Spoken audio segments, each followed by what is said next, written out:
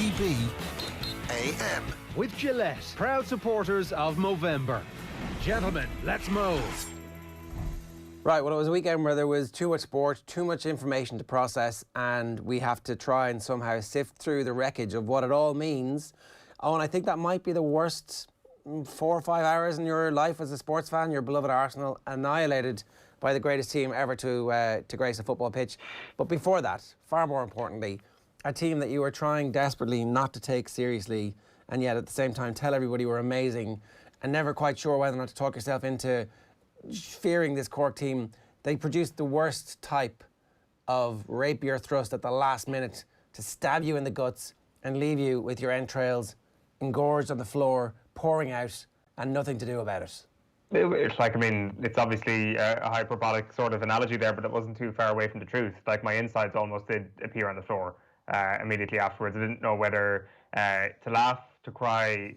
I actually felt that I was going to vomit afterwards. It was the only other time, weirdly, that I've ever felt like throwing up in the aftermath of a game was when Obafemi Martin scored that goal for Birmingham to win the Carling Cup against Arsenal, and I was at my peak Arsenal fan stage when I was a teenager, and it was a similar goal, a similar sort of moment where Lauren Koscielny had completely screwed up in front of goal and Martins had scored, and Birmingham had stolen Arsenal's crown as Carling Cup champions. I felt like I was going to get sick at that moment. I felt like I was going to get sick yesterday, and I think it has something to do with just not being there, just being in your living room and just watching this thing happen over there while you're over here, and you're in this dreamlike state where you're like, please, please, please just wake me up. This can't have happened. No way has this happened.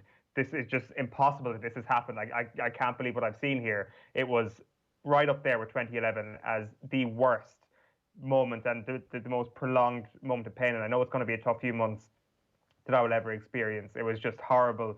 Fair play to Cork, first of all, though. I mean, so deserving. And I genuinely think they can possibly win an All-Ireland semi-final if they get that far. We'll get to them later on, but they were so good yesterday.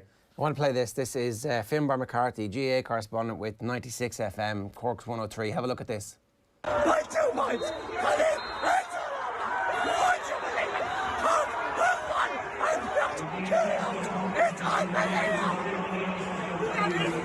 Who got it? No one needs to ask that again. What a story! What a story!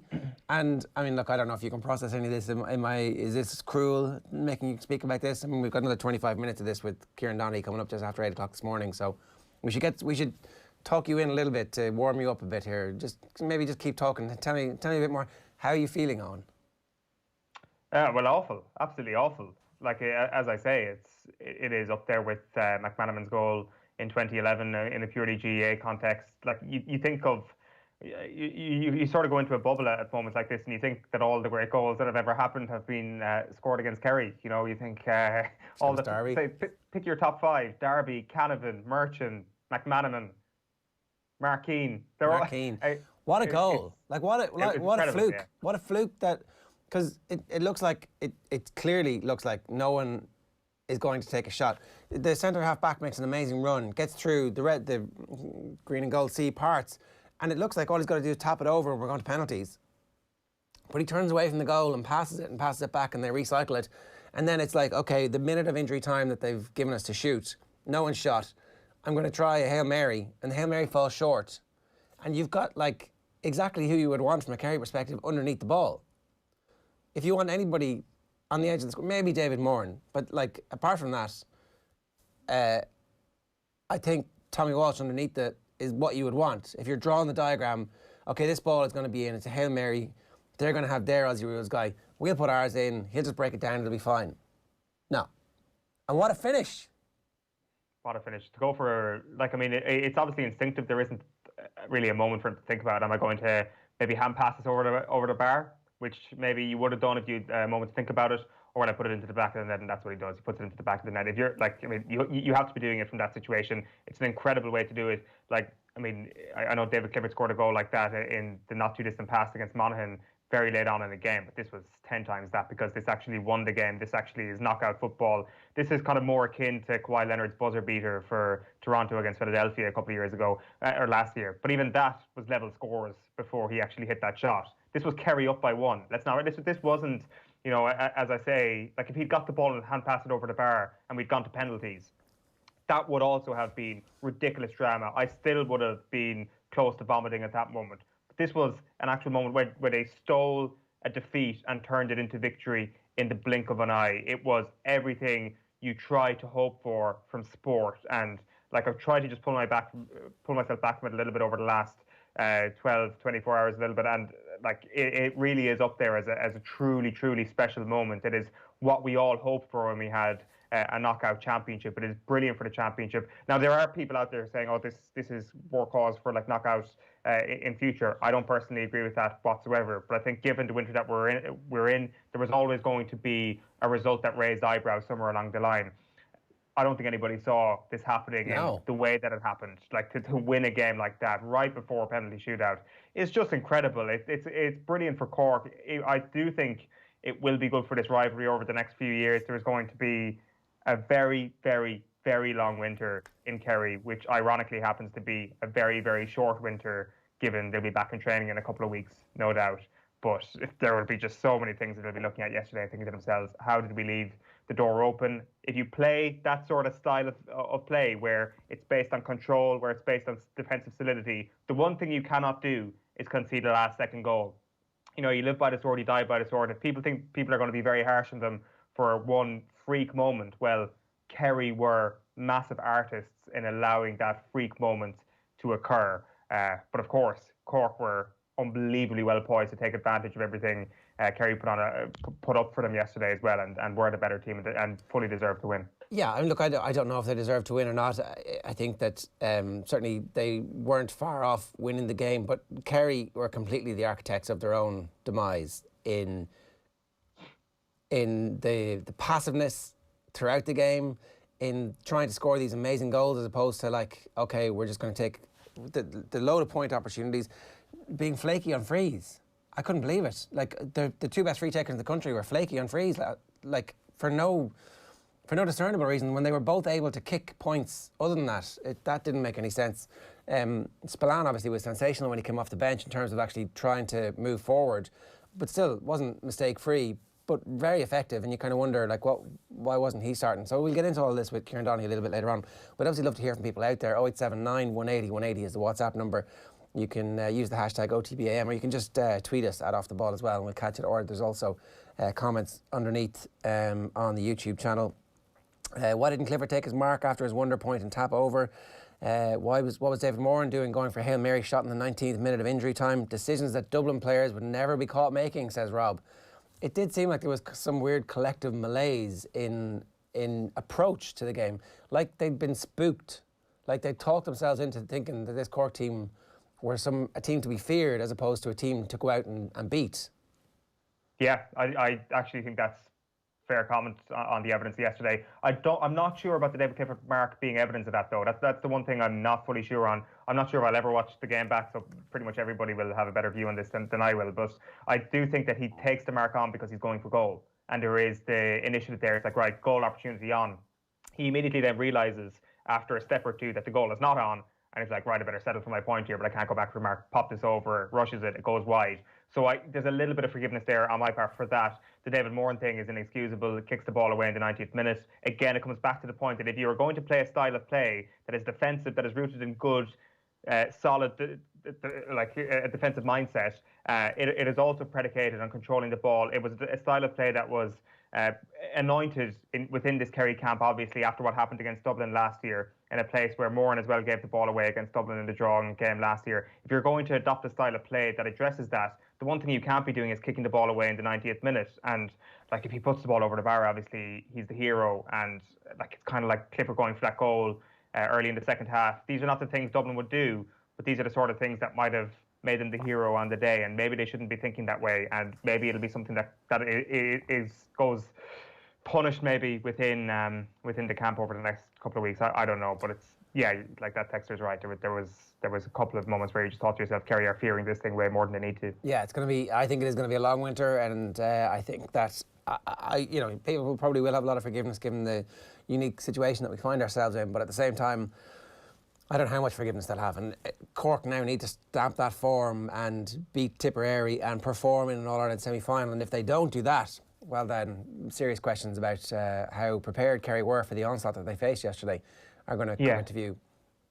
Well, can I just on a final note, like, I mean, I've been trying to cling to some sort of positivity. It's just something that I have to do when I know that this is going to haunt me for a long, long time, and it is this Cork team. I really do think, and like people say it's Plymouth, people say it's the areas, and I genuinely think that the strength of the Cork team in the 2000s was a contributing factor to Kerry being strong in the 2000s. Having that game every single summer where you knew it was going to be a war, where you knew there was a chance you'd have to negotiate the qualifiers and be humbled after losing every second year to Cork. That is now back. Like, this is a Cork team that are going nowhere. We knew they were back after their performance last year. We didn't expect them to win this year. We expected them to win maybe next year or the year after. But they've won now. The rivalry is back. This is now a two-horse race properly in Munster. That can be a positive for Kerry. This can be a winter of pain that can be turned into a positive, and I hope that is the case, putting my colours on the mast there straight away. I accept that Cork are back entirely. Right, OTB AM live in association with Gillette. Good morning. Start with Gillette, giving you the confidence to tackle the day ahead.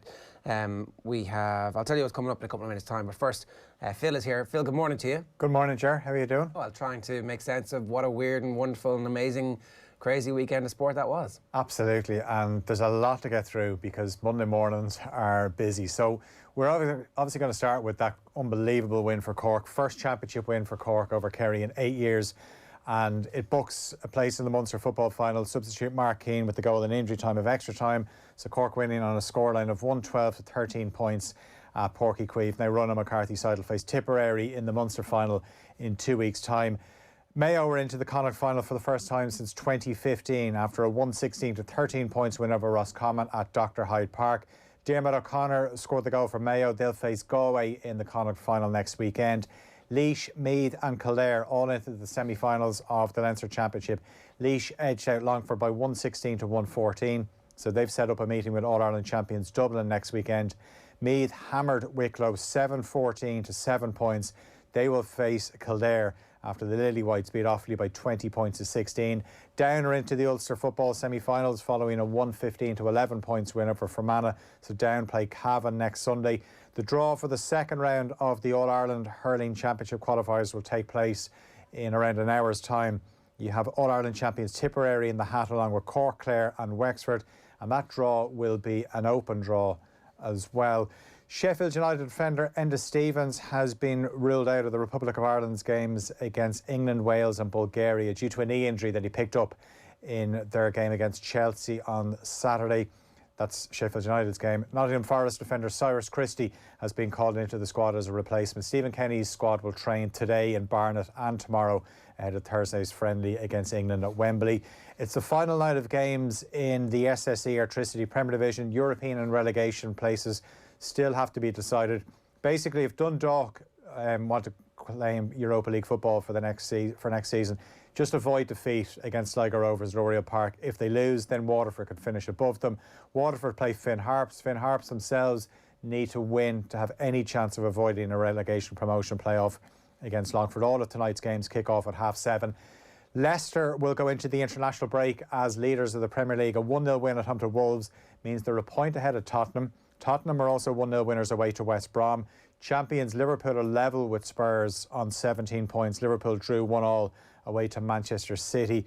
Kevin De Bruyne missed a penalty for City in that game when it was 1-1. Aston Villa are up to 6th place following a 3-0 win away to Arsenal. Ger, this Sunday night is when Villa do their stuff because they've played Liverpool, Leicester and Arsenal all on a Sunday night at 7:15. They've won all 3 games. So the key for Villa is play on a Sunday night.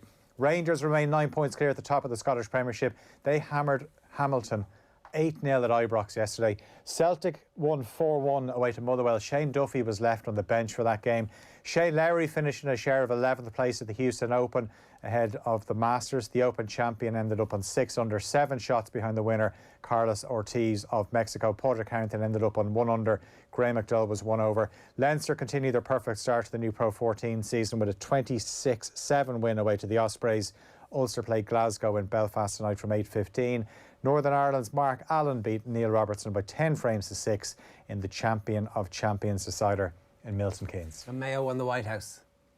Mayo won the White House. What happened the last time Mayo won the White House? What happened in 1951? What presidential situation was there? I don't know. I don't know, but Nathan Nathan's Murphy making that up, I think. He always has it. He can always link it back. He can always link it back. I thought that there was something missing there. But in fairness, can imagine how people in Mayo are feeling after beating Roscommon and thinking, do you know what? That was a good performance.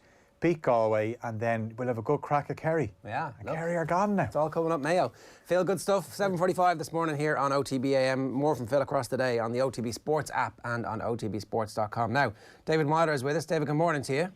Good morning, guys. I'm going to start with the biggest sports news of the weekend. Mark Keane's last-minute goal. Were you watching? I wasn't. I won't lie. Drama. No, look, I've seen the clips all over Twitter and all that. Look, it's if I was to be completely honest, look, Kerry have been better than Cork the last few years, so I wasn't expecting that kind of result. But at the same time, I'm delighted for everyone involved. Look, incredible performance, to go and beat Kerry, and then in the style in which they did. Mark obviously has come back from the AFL to pop up, grab the ball, stick in the back of the net to win in the last kick of the game is incredible. But fair play to them.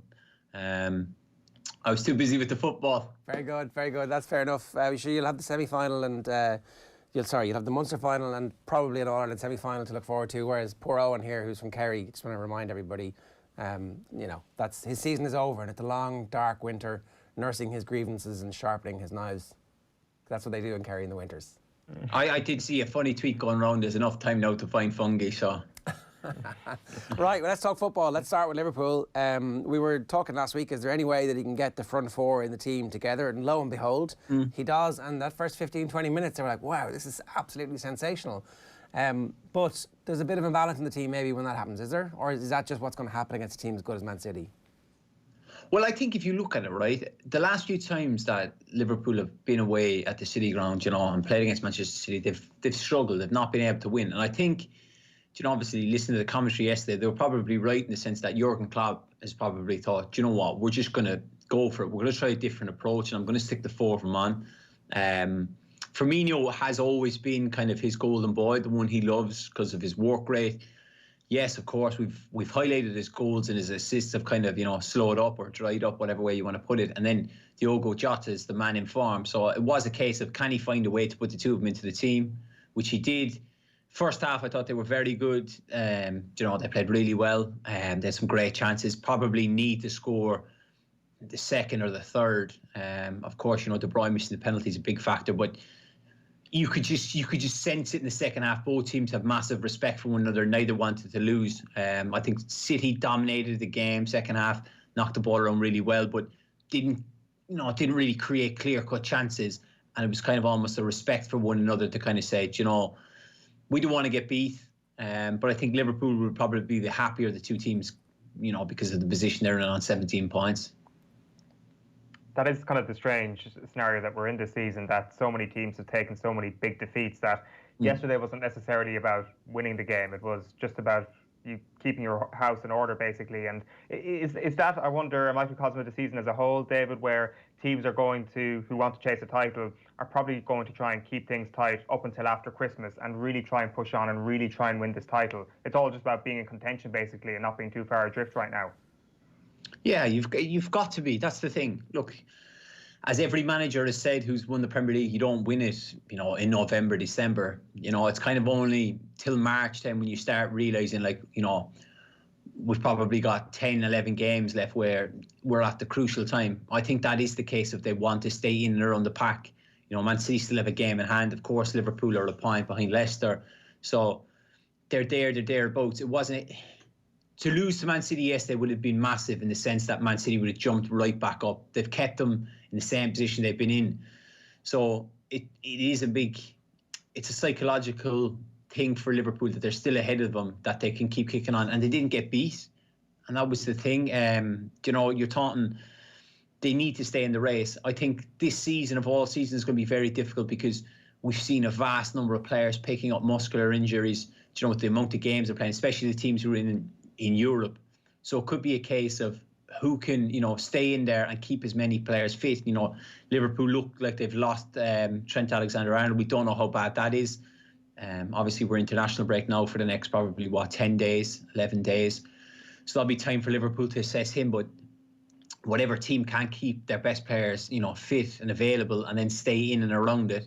But it is, look, at the same time, it's wide open, in the sense that, Chelsea are going well, Tottenham are up there, and of course Leicester are doing well. So I still think Liverpool and Manchester City will win it. But there are teams that are knocking on the door, and if they can stay in contention right up until, the turn of the year, you never know. Have you been in teams where this early in the season you're starting to see bodies drop like flies, like is the case with Liverpool at the moment? Is it a concern that you've still got months and months ahead of you and you've got these injuries that you need to clear up?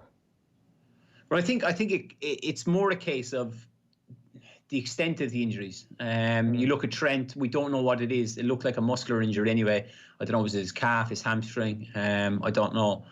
But those are the kind of ones that are like you saw with Virgil. Once he was injured, it was kind of like he's ruled out for a season. It's kind of gone. Now it's kind of how quickly can we get Trent back? We don't know how bad it is. Will he be out for 2 weeks, 4 weeks? And then what games does he miss? Whereas kind of Virgil, they're kind of ruled out for the season, and that's it. And you make peace with that after a week or so. Look, of course, Jurgen would love him there, but he's not. I played in teams, where we picked up injuries, and then I remember one on where I got injured. I injured my hamstring, and then I remember getting assessed on the morning of a game, and I wasn't right, and the manager came to me, and we hadn't won a few games. I think we played Reading away. This was with Hull. We played Reading away, and we played Ipswich at home. And I hadn't been right, and I ended up playing the 2 games. We won the 2 games, but I ended up making a right mess of my hamstring, and I was out then for the best part of 8 weeks because I tried to force myself to play. So it is a case of getting it right and making sure that look, I just wanted to play at that time. We had picked up other injuries, and we were on course to be promoted. Inevitably, we were promoted through the playoffs at the end of it. But you've got to be very careful because look, Trent is the one I'm talking about, but he's a massive part of Liverpool's team. He's a massive part of the back four. So hopefully he's not too bad, and then they can get him right and get him back out there. Can I just ask you a question about that injury, right? Does the manager think in retrospect that losing you for 8 weeks, that there's the other side of that is actually he was part of a team that got the winning momentum back and that allowed us to go on? Or is it always in retrospect, like the team doesn't do as well when you're out of it for those 8 weeks? Like, is the manager's negotiation with himself different, obviously, from your negotiation with yourself? I think I was my own worst enemy. I've played with a lot of players, foreign lads who if they had any slight niggle, if a toenail wasn't cut right or something, they wouldn't play. And they would protect their bodies, where I think a lot, like certainly for my own thing, I played when there was times when I shouldn't have played. My body wasn't right. And it ends up costing you. Like, look, I'm 31, I'm sitting here, and I'm on the morning talking to you. Why? Because I had to retire through injuries. My knee, I've had, I know there's 6 surgeries across 2 knees. From times when I always trained, I always, made myself available to play, and it inevitably cost me in the long run. I should have probably looked after my body more in times when I should have said I shouldn't have trained or I shouldn't have played. But I just wanted to be there. That was probably my downfall. I don't think a manager would look at it like that, in the sense that as much as a manager wants to, get that winning momentum back, as you said, I played in a midfield with Jake Livermore at Hull, where we'd won 8 games in a row. I picked up a knock, missed 2 weeks. Then we'd lost, I think it was 3 in a row. I came back in, we won the 2 games, but then I was out. Yes, the team then started to build back up and get better results, but every manager will love to have a full 23, 24 players available to him, where he can then pick, the starting 11 he feels is going to win a game. I don't think it would have been a case of, okay, I've got him back in, he's done a job for me, now he's out, I'm okay, but, the spirits are better and we're winning games. I think you still want everyone available, you know. Yeah, I've got two last ones about the Liverpool game. I don't know if you saw the footage doing the rounds of Henderson shouting at the team. I think it was from a couple of games ago. It says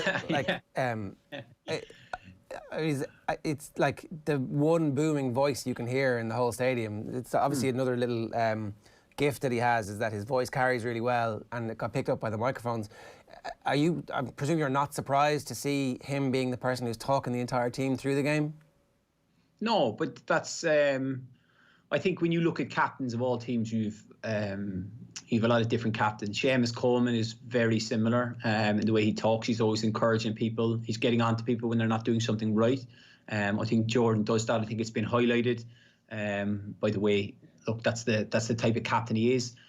I don't know how many times I picked his brain about Steven Gerrard, what type of captain he was. He said he never really screamed and shouted that much. Used to lead through his performances and the way he conducted himself. I think it's just a quality that Jordan has. Of course, I put out a little tweet giving him some stick. He wasn't happy after the game. He rang me moaning. But that's the way he is. I believe, even if you look at, the Manchester United players and they talk about the captain Roy Keane was, I think he was quite similar, that he was on to people with the standards they set. And you can see the benefit of it because Liverpool players respond to him when, he's encouraging them. He's trying to give them that little, come on, you need to do more, and it's nice and it's refreshing. It's kind of, I do really enjoy having, I won't say having no fans there, but I really enjoy listening to, the players speak. I remember there was a famous incident when Bournemouth played Manchester United, if you remember, and I think it was Ramsdale was in goal, and he was shouting at Smith, the fullback, to turn or show Mason Greenwood on his right foot, and then obviously he sticks in the top corner. But then there was the afters, and was picked up, and people were like, "Oh my God!" They're constantly swearing and shouting at each other. That's kind of always happens, but it's nice to hear it, and I think a lot of it goes on under the cosh. You don't really see it as much, so it is nice to see. It does happen everywhere. I wouldn't say Jordan's the only fella who does it. I imagine there's players at Chelsea are shouting, and maybe not as much at Arsenal after last night's performance, but it does happen. And maybe not as much at United. Kind of that was one of the things that it seemed that Roy Keane was getting at. But look, maybe somebody's going to isolate the audio footage from the United games, and we'll see. And then the last thing was that the centre-back partnership at Manchester City seems to be growing. It took a little while. Obviously, it's going to take a little while for a new partnership to grow, but that's a good centre-back partnership that they have now that they can build a team on. Well, you'd hope so. They've thrown enough money at the problem. I think Laporte has always been the mainstay. He's the number one. He's the equivalent of Van Dijk to Liverpool. And now they've signed a boy, Ruben Diaz, who seems to be a very good signing. He's fitted in nicely. So look, they've had this massive problem since companies left. Can they fill the void? Certainly with the partnership they've built up, they look a lot steadier. Of course, you've got John Stones, Nathan Aki, the young boy Garcia. They've got loads of players, and it's been tough for them. But inevitably, they found this fella, and they seem to be building up a good partnership. But I still think the big thing is, can you keep Laporte fit for the whole season? If they can, then they will be thereabouts, knocking on the door at the end of the year. Liverpool still favourites in your view? I actually tipped Man City to win it. Right. I won't lie, even as a Liverpool fan. I just felt that they'd come back stronger after last year. I think that was probably part and parcel of Jurgen Klopp saying that we weren't going to, spend loads and loads of money, and we all know that Man City were going to spend money. I still think Man City will dip into the transfer window again. Look, Aguero's been out. There's always question marks over Jesus, which I find interesting because he is a top quality striker. I believe even his record yesterday, he's nearly a goal in every 2 games for Man City, and he's played about just under 160 games. So he does score goals, but he's not Aguero. So will they? I don't know. I did say City, but I would lean towards Liverpool, certainly the way that they're going, and the impressive signing of Diogo Jota. But then, can they keep Matip and Gomez fit for the entire season? On Manchester United then, good win against Everton in the early kickoff on Saturday. Is this the real Manchester United, which is the most authentic version of this side that we've seen in recent weeks? Well, it's finding that consistency level, isn't it? For the opening, I don't know, 20 minutes, Everton were the better team. They got their goal, and obviously United looked flat. Looked like they had no confidence, and then all of a sudden, probably the one that stood out for me the most, I know people would be quick to highlight Bruno, was actually Fred. The way he kind of played, he was getting the ball, and he was the one trying to play forward.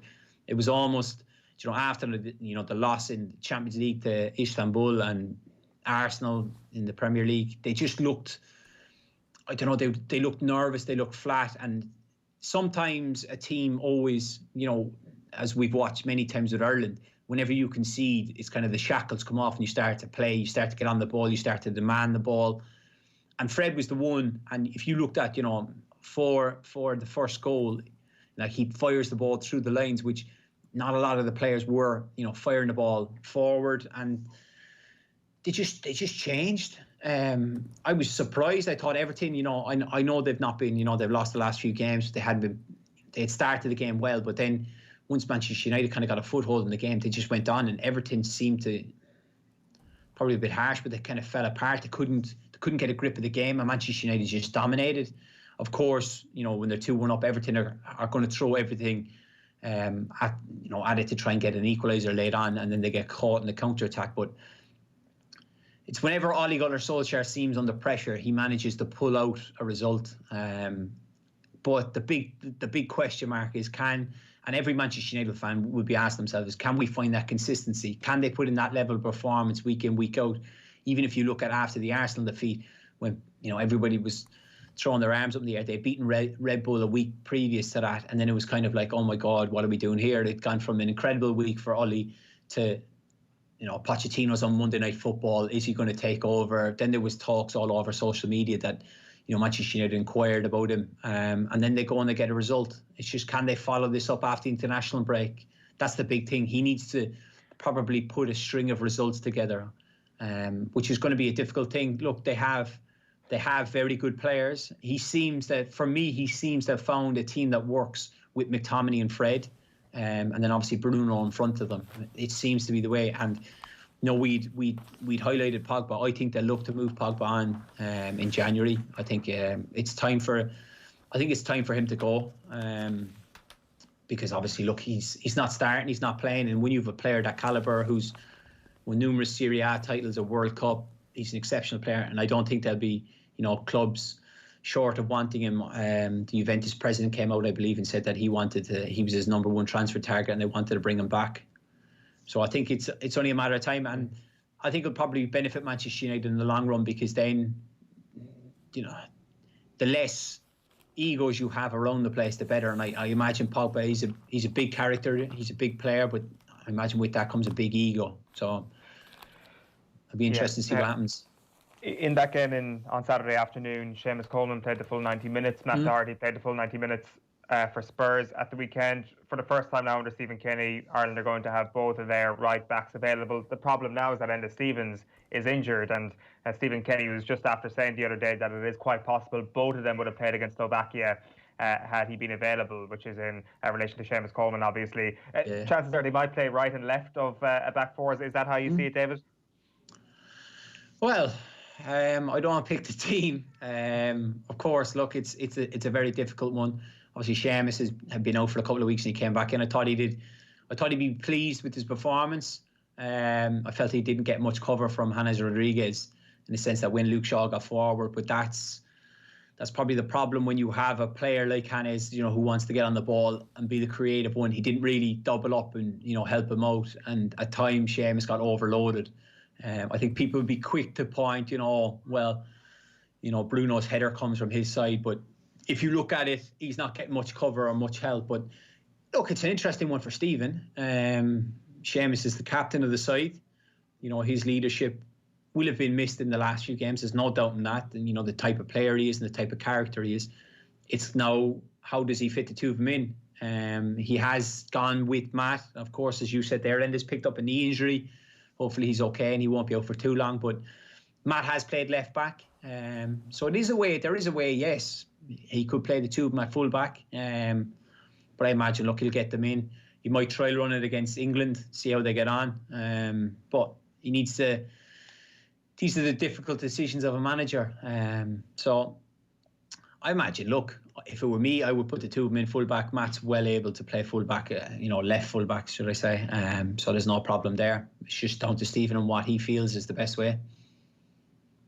All right, David, great stuff this morning. Thanks a million for joining us. Cheers, guys. Cheers, thanks for that. It's David Meyler giving us some thoughts on the weekend. If you'd like to share any of your thoughts, 0879 180 180 is the number. We're going to take a quick break. We're back with Kieran Donaghy. OTB AM on OTB Sports Radio, Ireland's first and only sports radio station. Looking for a football show with a bit of a twist? See, what do you like? He's supposed to be famous for getting teams playing together and teamwork and fitness and all that. And he said, would there be an addition here? I said, we can't say no to anyone. And next minute, Mick won't explode. It was, you little so you know everything. Now you're an expert on things. And Jack, the tears started running down Jack's cheek, you know what I mean? He was in fits of laughing. The very best interviews with the cult heroes of the past and a look at the cultural side of football. Team 33, live at 9 p.m. every Friday on OTB Sports Radio. Live 24/7 on the OTB Sports app. What was he like as a youngster coming in, and how good a player was he? Oh, fabulous player. Absolutely fabulous. Yeah. And again, a wonderful attitude to the game. He loved the game. Football was just in his DNA. Talent coming out of his ears. You know, he was unplayable some games. He was one of them players. Sometimes you get certain players that have got assets, but they're never going to actually be, and they're consistent. But there was certain days on training pitch. I don't know if Harry, you felt the same. In matches where he was unplayable. Yeah. That was so exciting. I remember a game, he had trained all week and no one could get near him. He was scoring goals in training, whatever function we were doing, 8-a-sides or 11v11 or whatever it was, a finishing. He was on fire. We played West Brom on the Saturday with it, and I just thought, well, if he goes anywhere near his performances this week, within 25 minutes, he'd scored a hat-trick. He could have had 6. I've never seen a performance like it. It was incredible. I don't know how many goals he could have scored that day. And it was that week, and it was like this purple patch. And when he hit these patches, he was unplayable. And he was a really good lad to have around the dressing room as well. Fantastic, yeah. The Saturday panel on OTB. I've watched a few of The Last Dance, mostly sports. I just find it fascinating. He was never satisfied with what he did. And I think anybody watching it, young kids watching it, whatever sports they're in, to see the attitude that he had and his approach to his profession was absolutely brilliant. Don't miss the panel every Saturday afternoon on OTB Sports Radio. Tune in 24/7 on the OTB Sports app. OTB AM with Gillette, proud supporters of Movember. Gentlemen, let's move. Yeah, so here on OTB, the big names just keep on coming as part of our Cadbury FC series of remote road shows so far. We've had in-depth chats with Gary Neville, Teddy Sheringham, Packy Bonner, Shay Given, Saul Campbell, Ian Wright, Glenn Hoddle and Harry Redknapp. You heard Hoddle and Redknapp chatting there about Robbie Keane. Next up are Jason McAteer and Kenny Dalglish. That's coming your way from Sunday the 15th of November. Stay tuned to OTB Sports social channels. For more details, go to otbsports.com to check out those previous remote road shows. It's all with thanks to Cadbury FC. Check out cadburyfc.com for updates on promotions and giveaways. 0879 180 180 is the number here if you want to get in touch with us this morning by WhatsApp, and you can also get us on Twitter. I'll bring you the back pages. If we can stick up, otbsports.com is first for that one, if we have it. All right, I'll bring you the rest of them here now, don't worry about it. Irish Daily Mail this morning, back page. Shell shocked, it's a picture of David Moran with celebrating Cork players in the background. Kerry manager stunned by Rebels win. And Duffy dropped, but still first choice for Kenny. So Shane Duffy not having the best of times at Celtic. It hasn't been a good move for him so far. He's just not playing well, but he is going to be Ireland's first choice centre-back. The London Times, De Bruyne blows big chance. That's the penalty miss from Kevin De Bruyne yesterday. England game may be moved. England's Nations League game with Iceland at Wembley next week may be moved to a neutral country because of the ban on travel from Denmark. And Wimbledon's anger at snub. That's Wimbledon not allowed to claim the fact that they are actually the FA Cup winning successors. The Star this morning, red and buried, Rebels deliver late, KO blow to Kingdom. All the back page headlines are essentially about those games there, the stuff of the weekend. Right, let's go to it now because Kieran Donaghy is with us this morning. Kieran, how are you? Not too bad, Ger. How are you, boy? You okay, hon? I'm okay. I was trying to tell you last week there was a game. You were sitting up there with the big schneery head and you trying to tell we were trying to come up with stuff. But sure, you might listen to Kerry folk someday. I will, but maybe you talked yourselves into the fact that there was a game there, because actually in that first half it looked to me like Kerry were creating enough chances to win the game and put Cork out of sight. But somehow they talked themselves into the fact that we need to sit back here and we need to be very respectful, as opposed to just going and winning the bloody game. Yeah, well, look, the world is not in a normal place, to be quite honest with you. 2020 has been a shambles from the get-go. I think if the world was normal, Begley goes through, he sticks the goal. Tony Brosnan from 14 yards or 21 yards doesn't hit the post and chips it over the bar. Shawnee O'Shea slots his free from 21 yards in the first half as well. Maybe Clifford slots the 2 frees that were so unlike him. Maybe his goal chance goes in. And if all that happens, Kerry win by 12 points. And when you say that, it's not being in jest, it's just looking at the facts of it. And look, Kerry got lots of things wrong, loads out in the pitch and obviously stuff on the line yesterday. But when you just look at the brass taxes and you look at the misses that are so out of the ordinary, for whatever reasons, we don't know. But if you put them simple kind of chances, and I'm talking about Dave Moran's 2 kicks as well. Dave is a fantastic kicker of the ball. When he kicked both of them, the second one maybe time I would have been kind of like, what was it needed? But they're 30 yards out for a guy who kicks them, very regularly for Kerry and for his club Strand Road. So, if that happens, Kerry win by 12, but that's when the world is normal, Ger, but it's not. We're in 2020 and mad things happen. I accept that mad things happen, right? But look, we'll talk about Dublin in more detail a little bit later on. And I know Cork are a better team than Westmeath are at the moment. So it's not quite like for like. But there's a ruthlessness with Dublin where the process just is the process, and everything that you rely on with Dublin happens. With this Kerry team, I thought the Kerry had reached that point where they were going to be efficient. And maybe, look, I don't know, maybe last year's All-Ireland final roped us or lulled us into this weird situation where we just thought Kerry were the same level as Dublin, and actually they're not. That was a one-off amazing performance in an All-Ireland final, as opposed to them having reached that level just yet. But why aren't they at that level? They're probably just a bit off it, Ger. They're younger. They aren't as sure of themselves. This Dublin team, are very sure of their setup, about how they play, what's expected off of everyone. When I look at for Kerry yesterday, you try and look at where did it go wrong.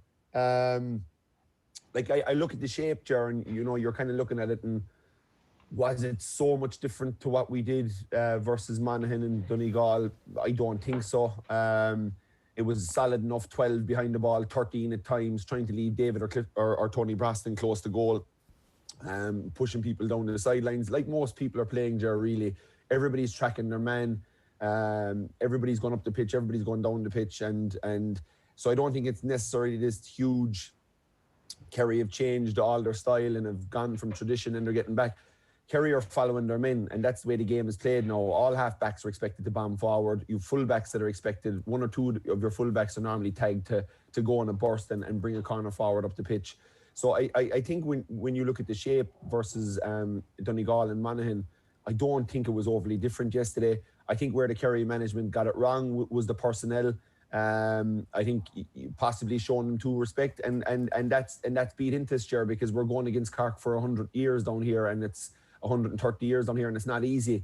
There's a huge rivalry there. There's tradition there. Like the Cavan Monaghan set up over the last 2 years, it doesn't matter who's going where. That rivalry is so grand and so big that it's once 2 teams take the pitch, you kind of have to leave everything off. And yes, there's going to be times where the team that are fancied are going to pile it on the team that are underdogs.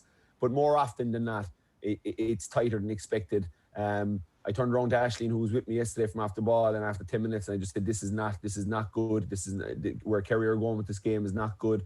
They were sloppy, but the personnel change of Brino Begley in for Stephen O'Brien was a back step.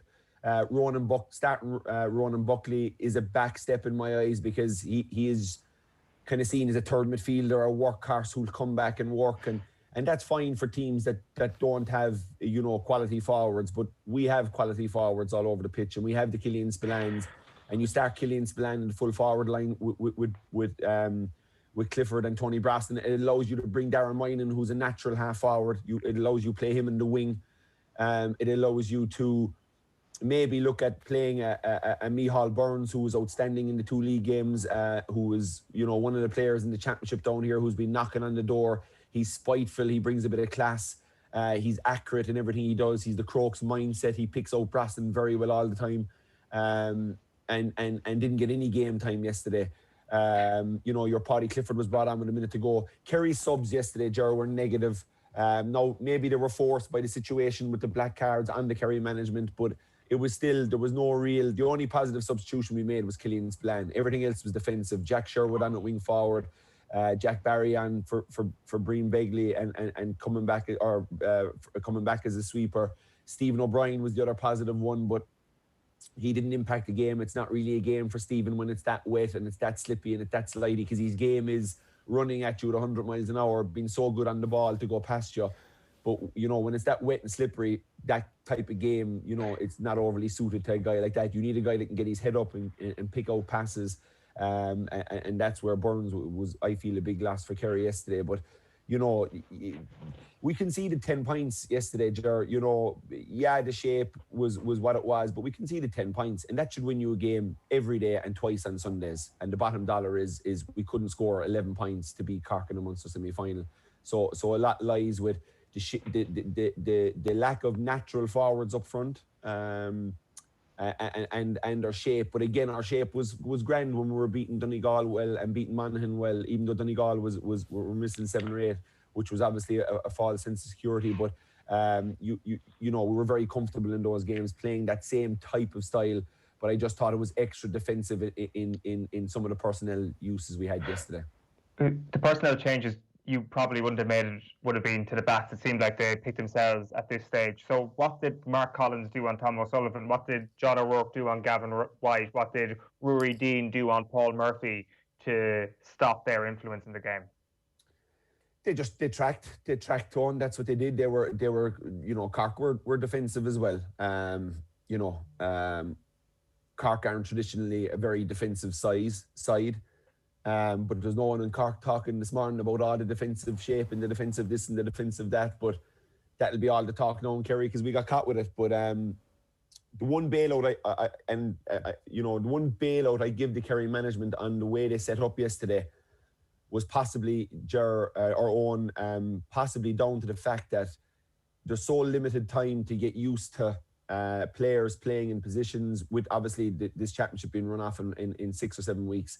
There's so little games you can get, so maybe I think he might have been looking at this was what he was going to stick with from here to see if we could get an All-Ireland in Kerry this year. And I think this is the way he saw it happening possibly, and he was adamant and he was going to stick into that.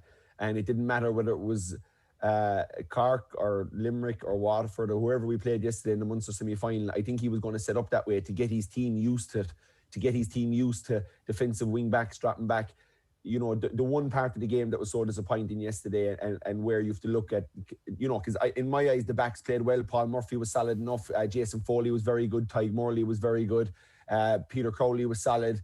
Tom Sullivan and Gavin White were your two that kind of didn't perform. And they're your two swashbuckling guys that are going to break lines and get up the pitch and cause trouble.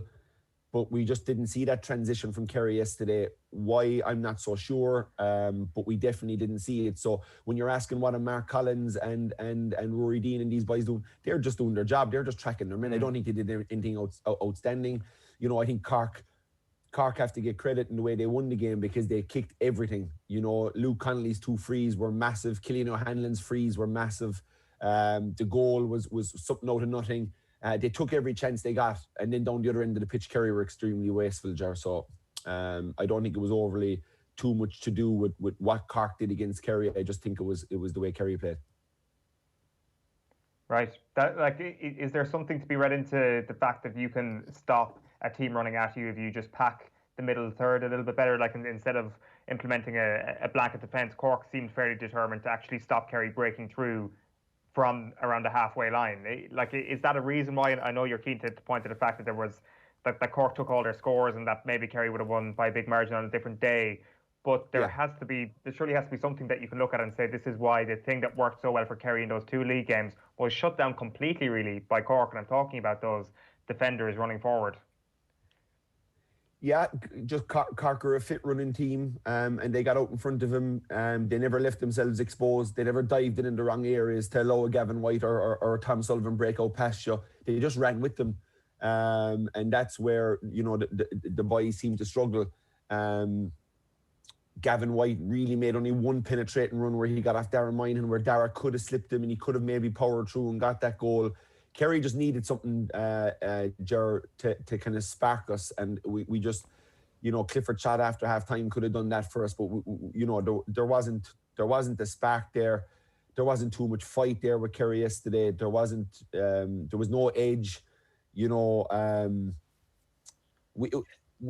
our defensive mindset kind of, it almost looked like it infected Kerry yesterday. It looked like we were so concentrated on getting back that we couldn't get forward. But that's just kind of looking at it from the outside. But when you really try and dissect it, it's just we too many fellas that aren't natural forwards on the pitch. If your natural tendency as a midfielder or a wing forward, if your natural tendency is to go back, Ger, or Owen, if that's your natural tendency to go back, well, then that's what you do. And you drift back and not only that, when you get the ball, you're cautious, you're going, okay, what's around me, where am I going here? Whereas if that's a half forward and you get the ball, they're just breaking out. You saw Mayo yesterday when they got turnovers, 3 and 4 fellas bombing out, hitting the angles wide. Kerry just didn't seem to have that energy yesterday. They didn't seem to make those runs, and we gave away a lot of frees, which was, doesn't help that style of game. When you get fellas in tackles, the ideal thing to do is turn them over and break at speed. But if you foul, obviously you're never getting that chance to transition up the pitch.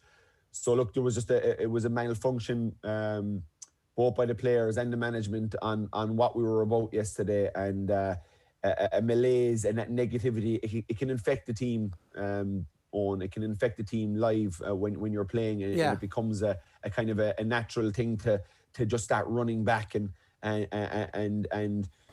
what happens is when that infects the team and you're not functioning the way you want, what's next to come is normally panic. And that's what we saw really in stages by Kerry. Panic. Shane Ryan came up the pitch, an absolute quality outfield player. I've seen him kick 1-7-1-8 for his club, Rathmore, a beautiful footballer. He comes out the field with a goalkeeper's jersey, and you can clearly see he's been told to stay at home because he looked like he crossed the 45 and he looked like it was panic time, and he took one more bounce and he absolutely rooted the ball straight back to Cork. And he's a baller. He's a footballer. So you see other keepers when they come up, the likes of Niall Morgan, the Beggins, they come up, they look calm, they look like it's okay, it's what they're supposed to be doing. Kerry have so much of these fast backs, Ger. A way to engage them is by allowing a quality outfield player who's actually a goalie for you, who are not getting the best out of either from his kickouts or his restarts or from live play. A guy like that should be coming out. He should have confidence enough to come out. You should be getting wide with your Tom Sullivans and your Gavin Whites, and you should start looping off him at speed and use him as an extra man on the ball and be brave and attack teams that way and try and create an overlap. Because the way the modern game is going now, you're just dropping your weak side guys across. When the ball's on one side, the 2 guys in the weak side are dropping across the sweepers. When the ball gets transferred over to the other side, the opposite guys tuck in. So it's kind of man on man. Everybody's back there, and that's why teams will look defensive. I watched Dublin. I was at Dublin. Dublin had 15 men behind the 45 at numerous stages against Westmeath. They actually had 15 men inside their own 45, with the score being 17-6, just coming up to half time. Or they were leading by 11 points, and they had 15 men behind the 45 in the last minute of their first half. So I don't think this is a whole, all of a sudden just this defensive Kerry mindset. I just think that's the way the game is going. You have to track anybody, and if you're a corner forward and you're on a corner back and he bombs, you have to go with him. Well, let's talk about that briefly, because before we hear from the managers, then the point about Dublin putting the men behind the ball, they put the men behind the ball, but then they attack in numbers at pace, or they establish a foothold and they kill you with death by 1,000 cuts. Kerry weren't doing any of that, though. There didn't seem to be. They certainly weren't executing whatever the plan was when it came to being an offensive team when they had the ball in their hands. Yeah, you're 100% right. What was their plan? Their plan was what it was in the last 2 league games, which was get bodies back and turn people over and counter-attack. That's why you're starting Breen Begley at wing forward. That's why you're starting Ronan Buckley at wing forward. And that's why you're starting Darren Moynihan in the corner.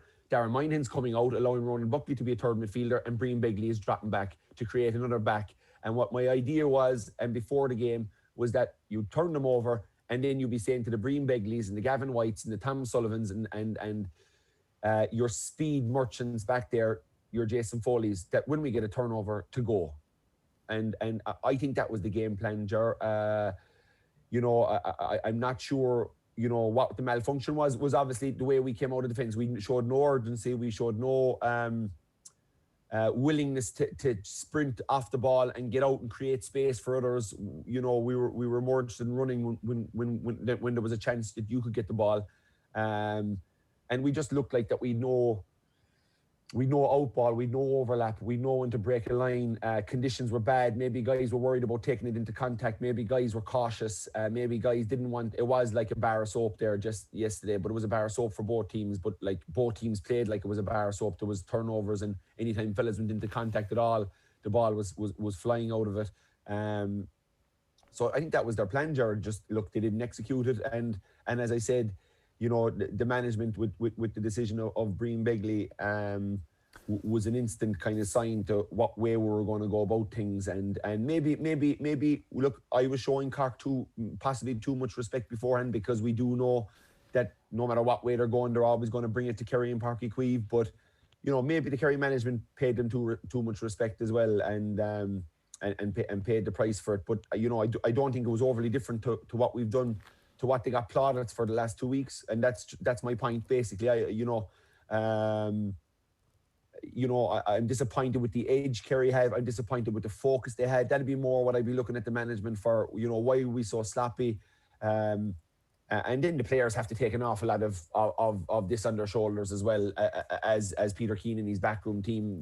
The players possibly, I think it's nearly a 50-50 split, Ger. Okay. It sounds like a... Sorry, go on, Ger. I was going to just play the audio here from both managers. So we'll hear from Peter Keane in a moment. But first, here's the winning Cork boss, Ronan McCarthy. Have a listen. Ronan, those days are very hard to come by. You must be absolutely ecstatic with that win. Yeah, look, we're delighted, and we're delighted for the group of players. They're a group that have been through a lot over the last two and a half years, and have come along a long journey, and they. Look, they got their just rewards today. You don't always in these type of games, but they got it today, and I think it was merited. And I think the way they hung in when we were behind a number of times in the match, it's a brilliant way to win a match, because it shows the heart in the group, and they kept fighting to the end. That's all you ever ask of a team. And it's kind of fairy tale stuff the way it ended, really. But who could have predicted it? A huge lesson. Look, I said last year after we lost the All-Ireland, you're starting at the bottom of a greasy pole again, and we're stuck at the bottom of that greasy pole now, So it would have been lovely to have pushed on and progressed, but look, we didn't, so we just got to go away and relook at it. Peter, in the first half, it just looked like not the Kerry that we're used to seeing. Was it the conditions out there today, or what was it that really just didn't seem like themselves? I don't know. Like I said to that man there, the conditions were the same for both teams, but we just weren't pushing on. We weren't. There was scoring opportunities. What were the scoring returns? 11 points, and you dropped about 6 short. So from 11, 6, 17, what did we score? 13 from 30, 13 from 30. I suppose that speaks for itself. Okay, so Ronan McCarthy and Peter Keane there speaking with Aisling O'Reilly for OTB Sports in Páirc Uí Chaoimh. More post-match reaction from all the GAA on otbsports.com and on the OTB Sports app on our social channels. Kieran, just to pick up on something you were saying there before we played those clips, it does sound like this was a bit of a psychological breakdown from Kerry yesterday. To use a phrase that the Dublin footballers would use, did Kerry get emotionally hijacked yesterday, basically? Is that why there was a breakdown in what you mentioned in terms of a lack of scoring and a lack of chance conversion? I don't think the lack of scoring was down to it, Owen, because as I said, as I listed out beforehand, Kerry left 2-6 or 2-7 from relatively easy scoring opportunities. Obviously, the game is extremely different. We're probably talking about it like we're talking about the Westmeath Dublin game where Kerry, Dublin won by 11 points. And I hope people don't take that the wrong way, because if they were just normal shots in a normal game, but these were wides that you were looking at going, you were literally shocked at some of the misses. So I don't think it was a emotional hijacking on that front, Owen. I think we honestly really set up, like Peter Keane saw us setting up, trying to get through to November, later on November and December. I think that's the way he wanted to set up. It worked in the 2 league games. And I think, yes, he got it wrong. I think he did. Look, he got it wrong. We were too negative in our lineup. When you've got players like Burns and you've got players like Stephen O'Brien and Paddy Clifford, even though we've seen very little from him, Killian Spillane, you really have to look at, how do I get my best team out here? And Darragh Moynihan is a great workhorse of a wing forward. Such a smart player, does the right thing. He's a bit of a leader out in the pitch. I actually saw him look down to Clifford about 2 minutes after Clifford had that wonder shot that hit the crossbar. And I saw him looking, and he gave the signal to Clifford to put it over the bar. And, sensing that the game was a tight one, but he's going to still tell his captain, who's one of the best players in the country, to pop it over. And he was extremely he looked shocked and disappointed by taking off, because he was tackling well. He chipped over a nice point. He was getting on ball. You play him out in the half forward line along with Shawnee O'Shea, which, look, what my fear of what happened, Shawnee, happened again yesterday when you're on and a number of fellas picked him up yesterday, but in particular, Cork halfbacks bombing up the pitch. Shawnee O'Shea has to follow him, and as a centre forward, when you're back at cornerback and in your full back line and around your half back line a lot, there's no out ball, there's no one to kick it to. Do you possibly look at starting him at 15 and letting him play in front of a Clifford or Shawnee O'Shea, but bringing a complete natural workhorse and a guy that loves to be back there tackling in Darragh Moynihan back there?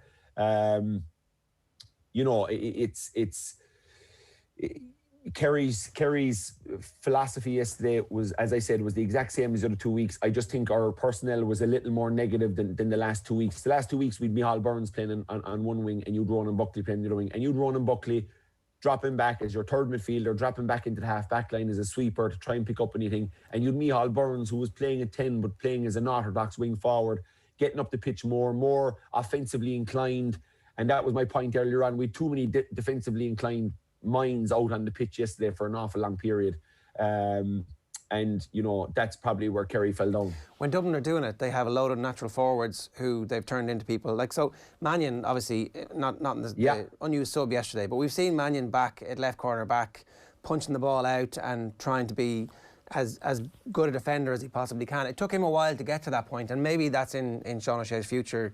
He can add an extra bit of stamina over the course of a game to be able to do that and still run the game from half forward. But when you think back to Eamon Fitzmaurice was playing, am I right in saying he had Paul Murphy at centre forward for various stages of his, controversially? Wasn't there a summer, or was there a league campaign coming into a summer where that was? I think he may have played it. I think he may have played it kind of. I thought it was more 10. He might have played a few games at, but. I know what you're talking about, right? About you put him, and it's a two-man full forward line, Maria, according to the numbers, but one is the playmaker, a 9 and 10 or a 10 and 9 in soccer terms, where your number 9 is your striker and your number 10 is the creative fulcrum, and not asked to do that much defensive work. And maybe that needs to be what Kerry needs to do, but they didn't have enough.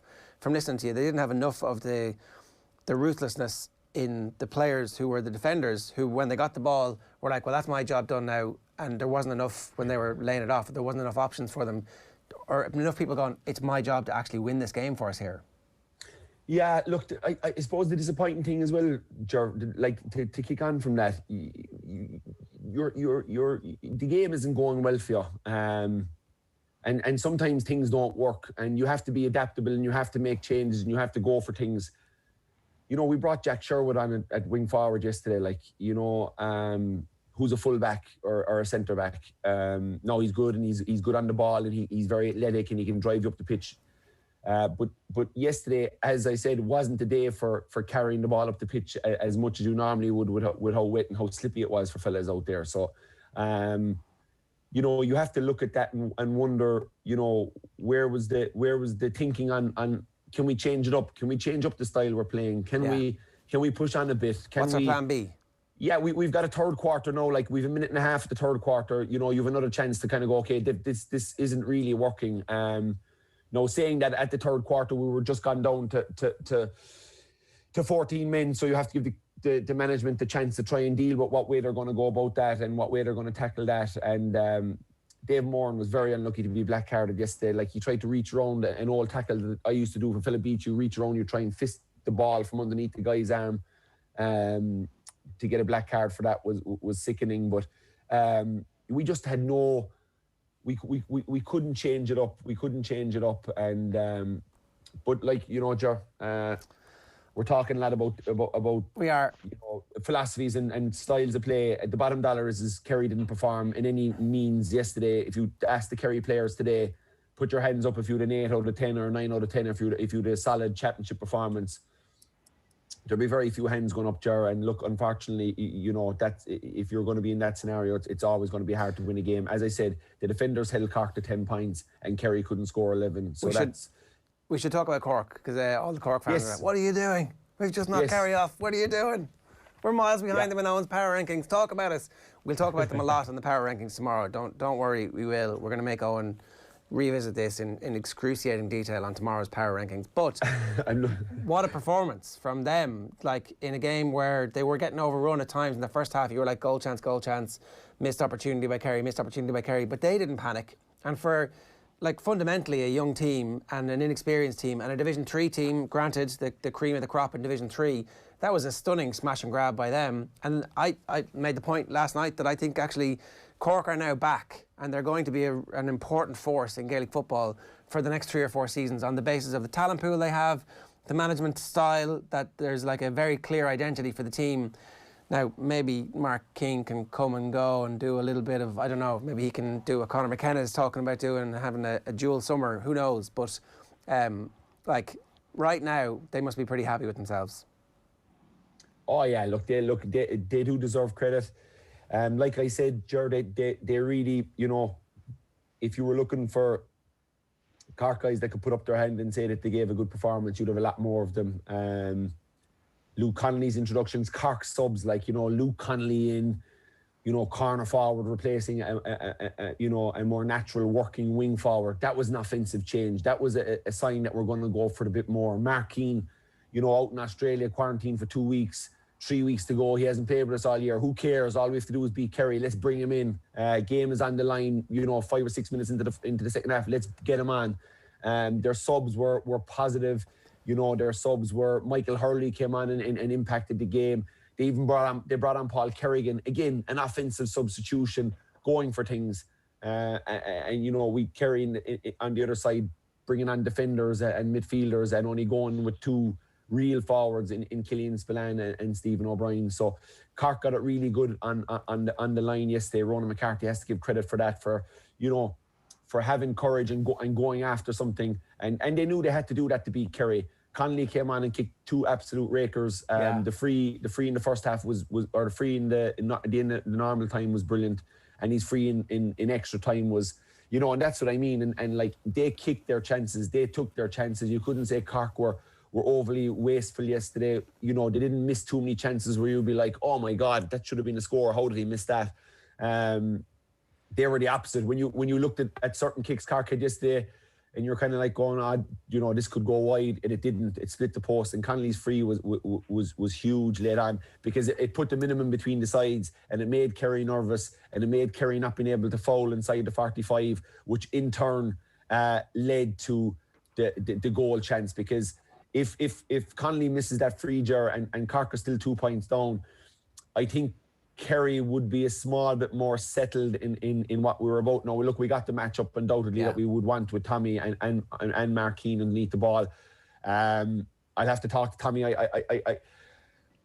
it looked like he had him pinned, and Tommy's as strong as you come across, and it looked like he'd him pinned. And when I looked at the video and I slowed it down and I went back and over it, and the only thing I can imagine is when he left go of him to look at the ball, the only thing I'm seeing is you have the lights that are up on top of that new stand in Parky Queeve did that because the ball was dropping out of the sky. So when he turned around, did he lose the ball for a second?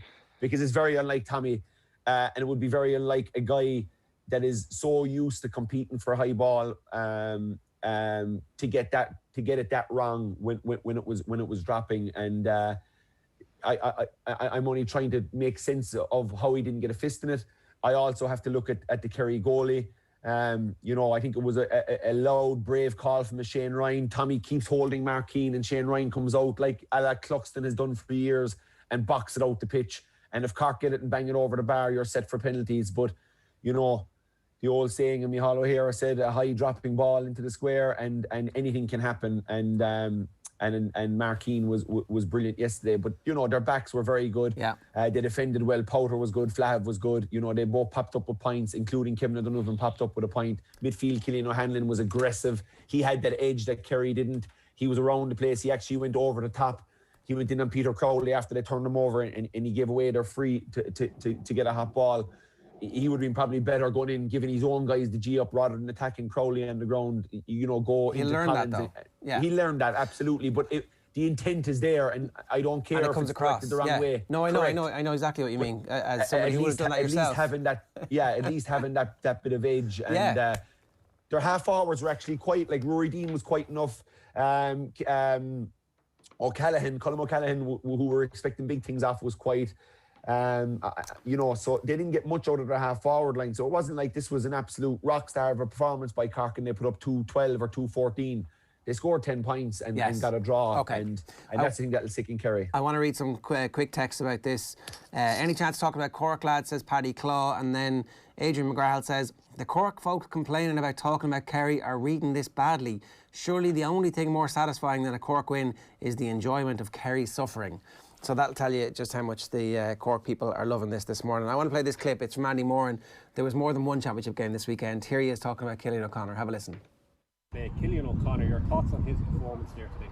Yeah, look sharp. I think probably, even though he's the highest scorer of all time in championship history, for me he's the most underrated player. He changed our team. He came into us in 2011, didn't start when we bringing you down memory lane, but didn't start over in London for us in 2011. We nearly lost the game. Killian comes on and just makes such an impact to our team. He changed us from a decent team to a really good team with one player. And to me, I rate him up there with the highest. I think he's one of the best players going. And we have to admit, his form wasn't great the last 18 months, resulting in injuries, hamstrings, knees and everything. But he's 118 scored now in 2 games. Played particularly well against Galway in the first league game. Didn't play against Tyrone, which we lost. The last 2 games have been amazing. And if he can keep that form going, we've got a real squeak next week against Galway, and then moving on, if we can get over that hurdle, moving on, he gives us that chance. Yeah.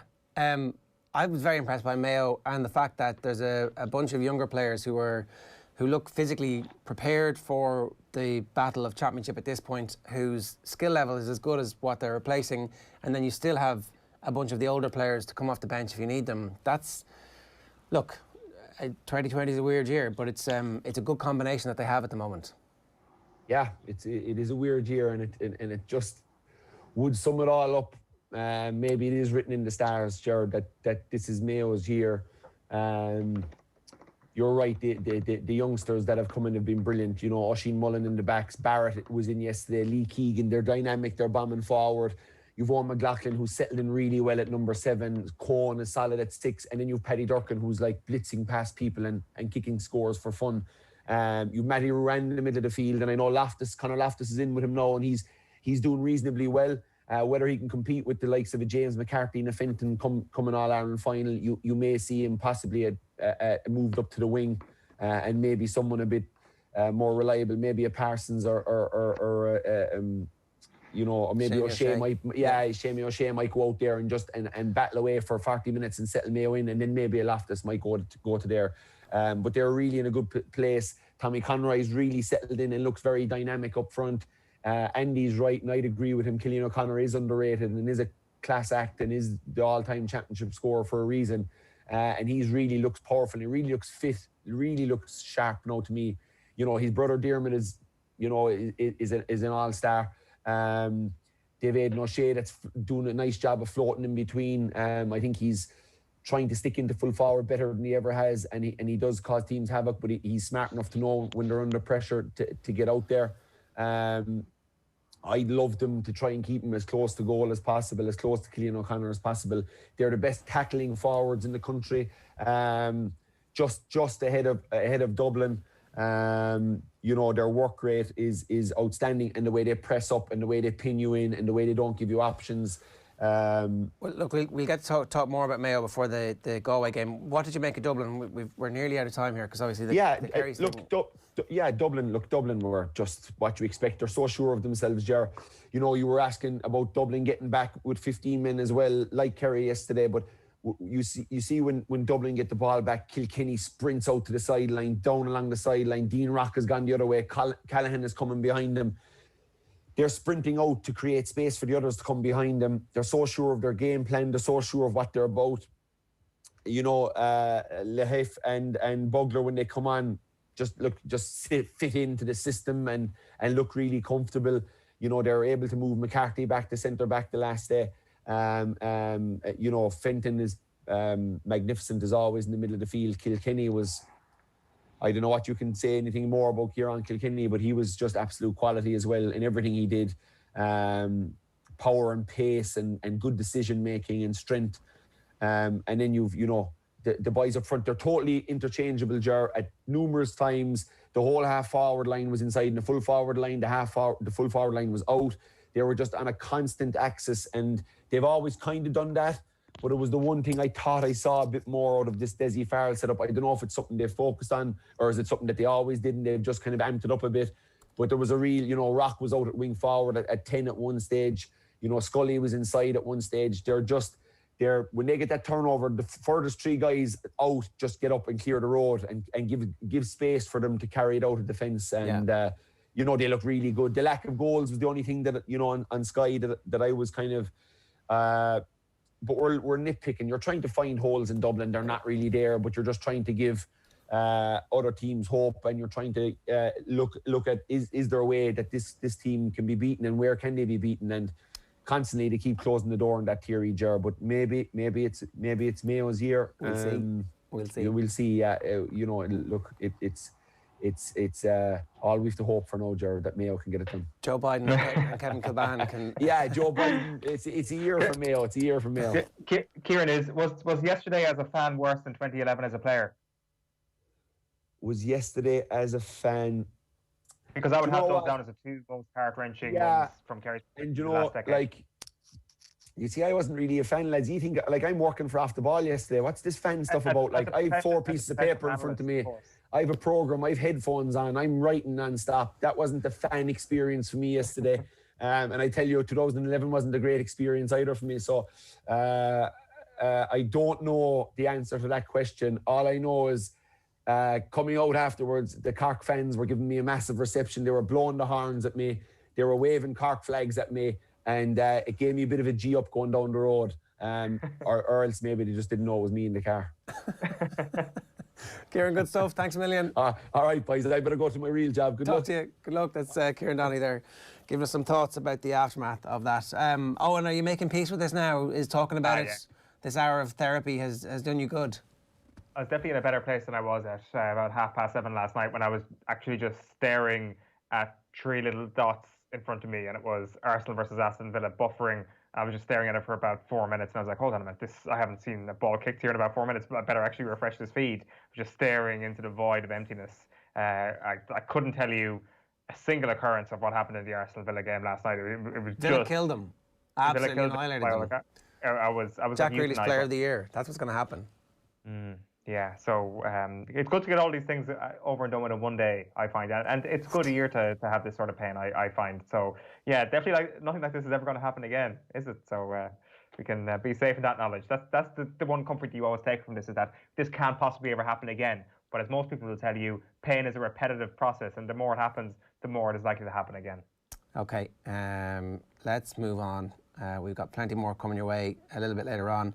We're going to speak with Alan Quinlan. We have rugby coming your way. We'll talk about Ireland are in action next Friday evening. Ireland are also in action next Thursday evening against England in Wembley in football. On Friday, we have rugby against Wales. We'll talk about all that a little bit later on.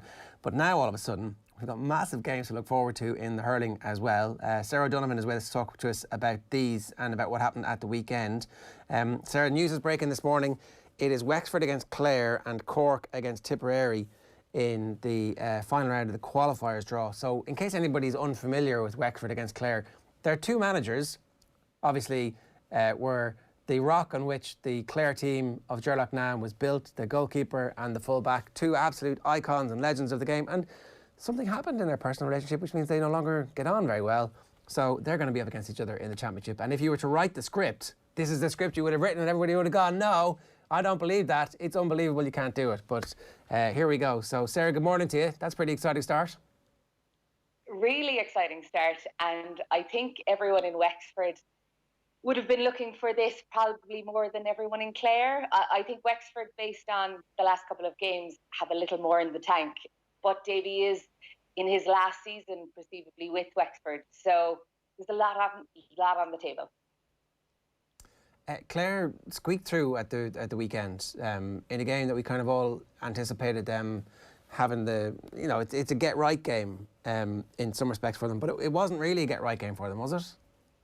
No, and they leaked 3 goals as well, which they won't appreciate. You talked about Brian Lohan being a formidable fullback, and he won't have been happy with the way the goals were scored the last day. And they obviously kept Laois in the game. And as Eddie Brennan said it on Sunday game last night, it was an opportunity missed for Laois.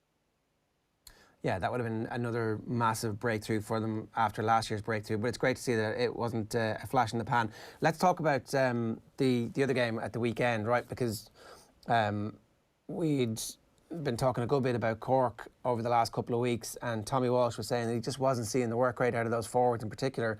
What stunning strikers of the ball they are, what creative forces they were, no one has any doubt in that. But when he was comparing them with TJ Reid and the defensive animal that TJ Reid has become and turned his game into, on top of everything else he does, he was like, I just don't see it from them. Then we did begin to see a bit of that, and maybe that's the kick in the ass that they needed. There was flashes of it at the weekend. Look, Dublin still scored 22 points, but that intensity that Tommy was talking about was certainly evident with the likes of Declan Dalton. So Declan Dalton got his first championship start.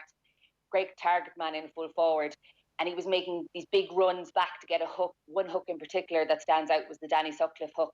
He came 40, 50 metres to get the hook. So that's the kind of intensity that Tommy was looking for. And it was certainly more evident. But as I said, 22 points from Dublin is still a big score to put up. You had, obviously, bright points. You had Robbie O'Flynn, 5 points from play. Reminiscent of Niall McCarthy of old with these big lung-bursting runs up the field and then, putting the ball over the bar of the stick. I'm optimistic, but now they've got Tipperary next, and Tipperary won't have been happy with their performance against Limerick. So we might take Sarah's line down there for a second and see if we can get it back and bring it back to you. Just a recap on that draw. So Wexford against Clare and Cork against Tipperary. I don't have venues and dates and times of throw-in for that, but I expect these tend to be draws made for the following weekend. Is that right, Owen? Do you know? Yes, because I presume we're up against it in terms of weeks at this point, and you're going to have provincial finals, and there's going to need to be obviously straight into the semi-finals at this point. So I'm actually just looking to confirm that. Yeah, this Saturday at neutral venues is when those games are going to take place. Okay, so Wexford Clare is probably going to be Thurles, Cork Tip. The Gaelic grounds, is there anywhere else they can play? I mean, they can play Croker, but they won't, so that's more than likely it, is it? Yeah, I presume so. And Lohan against Davy, it's just the perfect story really for this week. Like, when you think that you've seen some amazing knockout championship drama one day, this hurling draw just comes up with something even better this morning, because whoever gets knocked out of that game, there seems to be implications for. I think Davy might be hanging around until next year regardless. I think it's going to be a hard time to walk away regardless of what position you're in. Clare won't be happy with their performance at the weekend, and Wexford obviously gutted after their performance against Galway. So there is plenty from both of their perspectives to make this just such a well-contested game. And then Tip Cork, well, Tip Cork is like one of the best all fixtures you could possibly have, and it does seem that Tip will be going to this game heavy favourites, but it's probably enough new things that we saw from Cork at the weekend to give them more than half a chance in this one. Yeah, look, and Sarah Donovan's back with us. Look, Sarah, I guess the big question mark from Cork's perspective is there enough in the confidence that they got from the victory at the weekend to give them some sense of hope going into the Tipperary game? Because, you know, on paper, Tipperary look to be much further ahead than Cork in their development at the moment. I actually thought Tip had a bit of timber on them the last day against Limerick. They weren't as conditioned as they were last year. So given, I suppose, the bounce that Cork will have at the weekend, they're certainly not as far away as they were after the loss to Waterford. I think they've definitely, there's less of a gap there. But you're right. Tip will be wounded at having lost to Limerick and will be out to prove a point. So unfortunately, Cork will be coming up against that rage per se. Okay, that's interesting about the timber. I hadn't really noticed it. So I guess you can't fix that in a week, really. Like you can maybe get your eye in a bit and you can bring a bit more intensity. You can suck in. It doesn't work, Owen. You can sit back from the table for a week, but it's not going to be effective. Yeah, look, I just think their strength and conditioning last year was insane, and this year I thought they weren't as conditioned. So let's take that. Then all of a sudden, if Cork are coming in with a bit of a pep in their step, and like I don't know what the truth is about Cork. So if you're signalling out the individual thing that Tommy was actually looking for when he was saying that's what the team is missing, because he was talking about not Lar Corbett,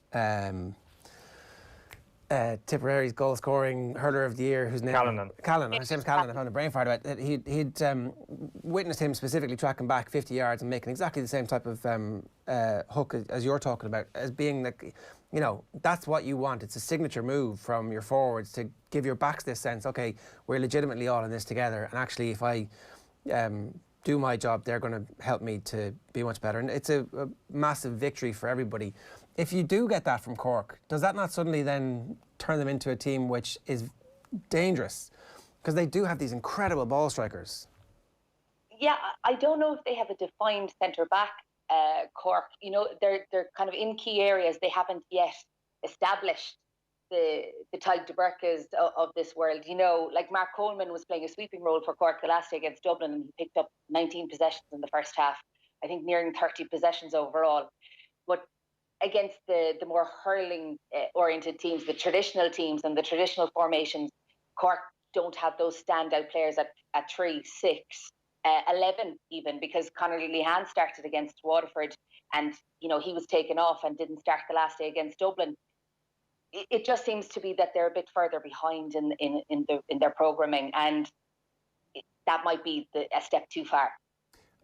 At 11 there, Sarah, is Patrick Horgan potentially the answer, because we saw him positioned there at the weekend and played deep, I guess in an attempt to drag O'Donnell around the park more than anything else? You'd wonder if that's something that they can look at going forward. Look, Patrick's going to play everywhere. You know, Patrick was considered quiet at the weekend from the reviews that I've read, but he still scored 8 points. Now, 2 of those were from play, obviously, but you can't leave Hoggy alone.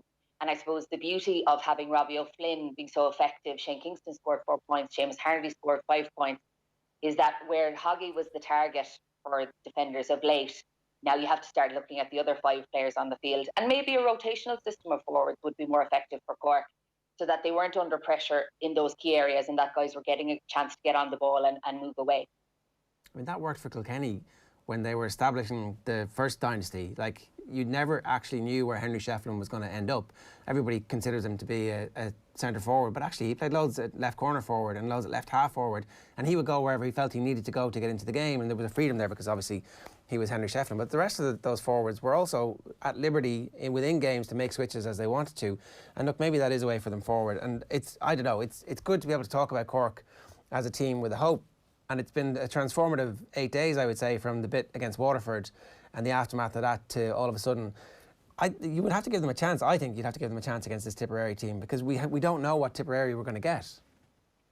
Well, you know, hope springs eternal. Look at last night, Cork v Kerry. I didn't anticipate getting such a sweet victory. So possibly the same next weekend. Cork are definitely on a run. We've 3 wins from 4 this weekend. Ladies football, Cork footballers, Cork hurlers. Camogie players obviously lost out, but certainly I didn't anticipate having those results on the desk this morning. So the Camogie team were beaten by Galway, is that correct? 15-12. It was the last group game, so both sides were going to qualify anyway. But Galway have gone straight into the semi-final, and Cork play Clare now in Páirc Uí Chaoimh next Saturday in the quarter-final. Anybody who hasn't seen the clips on Twitter, will you just explain to them what they're missing? Because in Camogie, it's 2 points for score over the bar for a point. It's 2 points for a point. Doesn't make any sense, but you know what I mean. When you score what should be a point, you get a super bonus point if you score from a sideline cut. Exactly. So it's a skill that the Camogie Association were looking to promote. I think always the difference between ladies Camogie players and hurlers are defined, and this is one of the skills that you'd say, oh, Joe Canning can do it, but can a Camogie player do it? And his counterpart in Galway, Rebecca Henley, stepped up yesterday, both sides of the pitch, at different stages in the first half, and put over 2 sideline cuts to get a 4-point swing from those 2 sideline cuts. And I suppose it proved the difference in the end with Galway winning 15-12. But for Rebecca to do that in a high pressure environment, you know, as the Cork manager, Paddy Murray, is looking at the game, he's not considering that Rebecca Henley is going to put over 2 sideline cuts, and you know, and that's going to be the difference in a game. You can't account for that kind of skill and brilliance. It's pretty amazing. And like when the move was brought in, was there a big debate? Were there traditionalists saying we can't do this? And was there? Is this the first time that we've kind of really seen it be that important in a match? Exactly. It's happened in club championship in recent years where different players have stepped up and managed it, but certainly not when the Sunday Game is watching or RT Sport is watching. So it was definitely a turning point yesterday. And as I said, Joe Canning being the aficionado of it, it's great that a Galway player in a Camogie jersey stepped up and did it. All right. Look, Sarah, we'll let you go. Thanks a million for joining us this morning. It's Sarah O'Donovan talking to us about the weekend's hurling and Camogie stories. And the big news this morning, if you've just joined us, it's Wexford against Clare and Cork against Tipperary in the hurling qualifiers next Saturday afternoon. A load of tweets coming in. Hector, good morning to you, Hector. Hope you're well. True and honest words from Kieran Donaghy on yesterday's shambles from Kerry in Páirc Uí Chaoimh. Martin Furlong says the draw's been made for the hurling qualifiers. Davy's going to have to put Clare out of their misery. And Paddy says, Mayo hype created by media like yourselves. Galway will be a big banana skin. Just on that from Paddy, like I'm not sure it's going to be Mayo against Cork in an All-Ireland semi-final. I just have a sneaky suspicion something strange is going to happen again. And like it wouldn't be the biggest shock in the world if Galway beat Mayo. But I also think Tipperary are a very, very dangerous animal for Cork as well, as we've seen in the not too distant past. I know this is a new, better Cork team. I've just got a sneaky suspicion it's not going to be Mayo against Cork. All right, well, we'll come back to that. You've plenty of time to tease that out on your power rankings tomorrow. It's 9:02 here this morning. Pressure rankings to come. That's up next. And then Alan Quinlan after that. Just a reminder, you can stick with us throughout the day on OTB. Here's the OTB Sports Radio schedule. At 1 o'clock, it's Michael Conlon talking to us after his exit from the Rio Olympics. A big moment in his life because obviously it turned him into a superstar globally. Paul Rice's History of Sport at 3 o'clock. Our Culture Hall of Fame with Stephanie Preisner at 4. OTB Gold is Luke Keeney talking about the horrific injuries that resulted in him getting a resurfacing of his hip, the same injury that Sean O'Brien has. And then at 7 o'clock tonight, you can hear OTB Live from 7, reacting to all of the weekend stories and building on what we've done this morning with Kieran Donaghy. That is all on OTB Sports Radio. The best place to get that is on the OTB Sports app. It's 1 click away. You can get that in your app store. We'll take a quick break. We're back with the Gillette Pressure Rankings. OTB AM. This is OTB Sports Radio. Off the ball. I scored a goal in some kind of celebrity thing that I managed to get invited to, but Bez from the Happy Mondays was a goal. Oh Jesus, he didn't put up much resistance, but he had the decency. He said, "Good goal, Tom." That was one of the highlights of my life. Like, he was watching the match. His head had been in goal. It's like, oh, that was a good goal, Tom. Off the ball. Weeknights from 7 and weekends from 1. This is OTB Sports Radio. Live 24/7 on the OTB Sports app. As sports science and conditioning improves, rugby players are only going to get bigger and faster. But as tackles get heavier and injury rates skyrocket, what impact will that have on the sport? We've teamed up with Science Foundation Ireland to ask experts, both on and off the pitch, where the sport of rugby is headed. Some of the contact injuries, that's the nature of contact. Big people running very, very fast. And, you know, the game is 25 years professional now. People are fitter, stronger, faster. That is the nature of it. Players are getting into the game a lot earlier now with academies, and they're taking rugby seriously a lot earlier than maybe the professionals before them. I think you look at Paul O'Connell and those guys, they actually played AIL and then moved into their professional careers, where you see a lot of professionals now, they're in the academy so early, they're getting introduced to strength and conditioning weights early on, they're getting bigger earlier, they're probably exposed to more injuries earlier. So I don't know if that's something that needs to be looked at.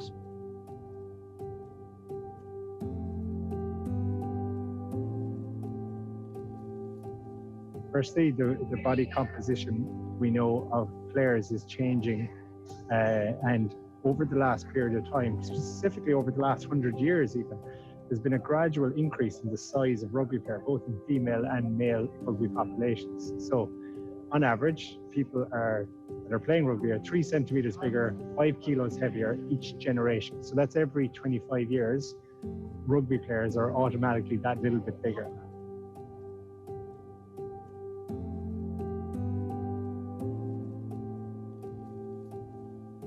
Yeah, it is a difficult one to answer, and I think in the last few years you've seen players, their lifespan of their professional careers getting shorter. We want the best players who play in the game for longer, and we don't want the best players having to retire in their mid-20s, even late 20s. So I suppose with the evolution of the game, players are getting bigger. So I suppose one way that maybe that could be curtailed is have the ball and play for longer in the game, so players are forced to have a higher fitness level, and then that would bring down the bulk. Now, I don't know how you would do that, but I think if you look at the kicking laws that Australian Rugby tried this year, you could have things like that. 2005-2006 season in England, there were 2 concussions per club over the course of the season. 2016-2017 season, only 10 years later, there were on average 14 concussions per club per season. So we know that that's growing year on year. And there are multiple reasons why that might be the case. So World Rugby have recognised this, and they're very aware that the worst case scenario of catastrophic injury, be it a spinal cord injury or the ones we're talking about, or how bad can it get. Similarly, concussion is sitting high year on year as the most frequent or common injury that's happening in rugby.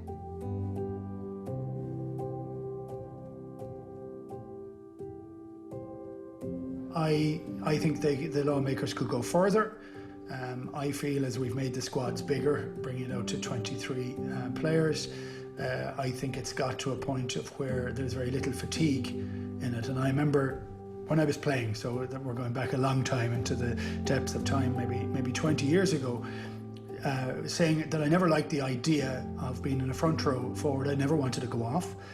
But I never liked the idea that you play for 60 minutes and then they change all 3 players and you're against new guys, fresher guys. I personally don't think that's particularly sportsmanlike, and I compared it to boxing. If a 10-round boxing match, you decided to change your opponent after 8 rounds, that wouldn't be fair either.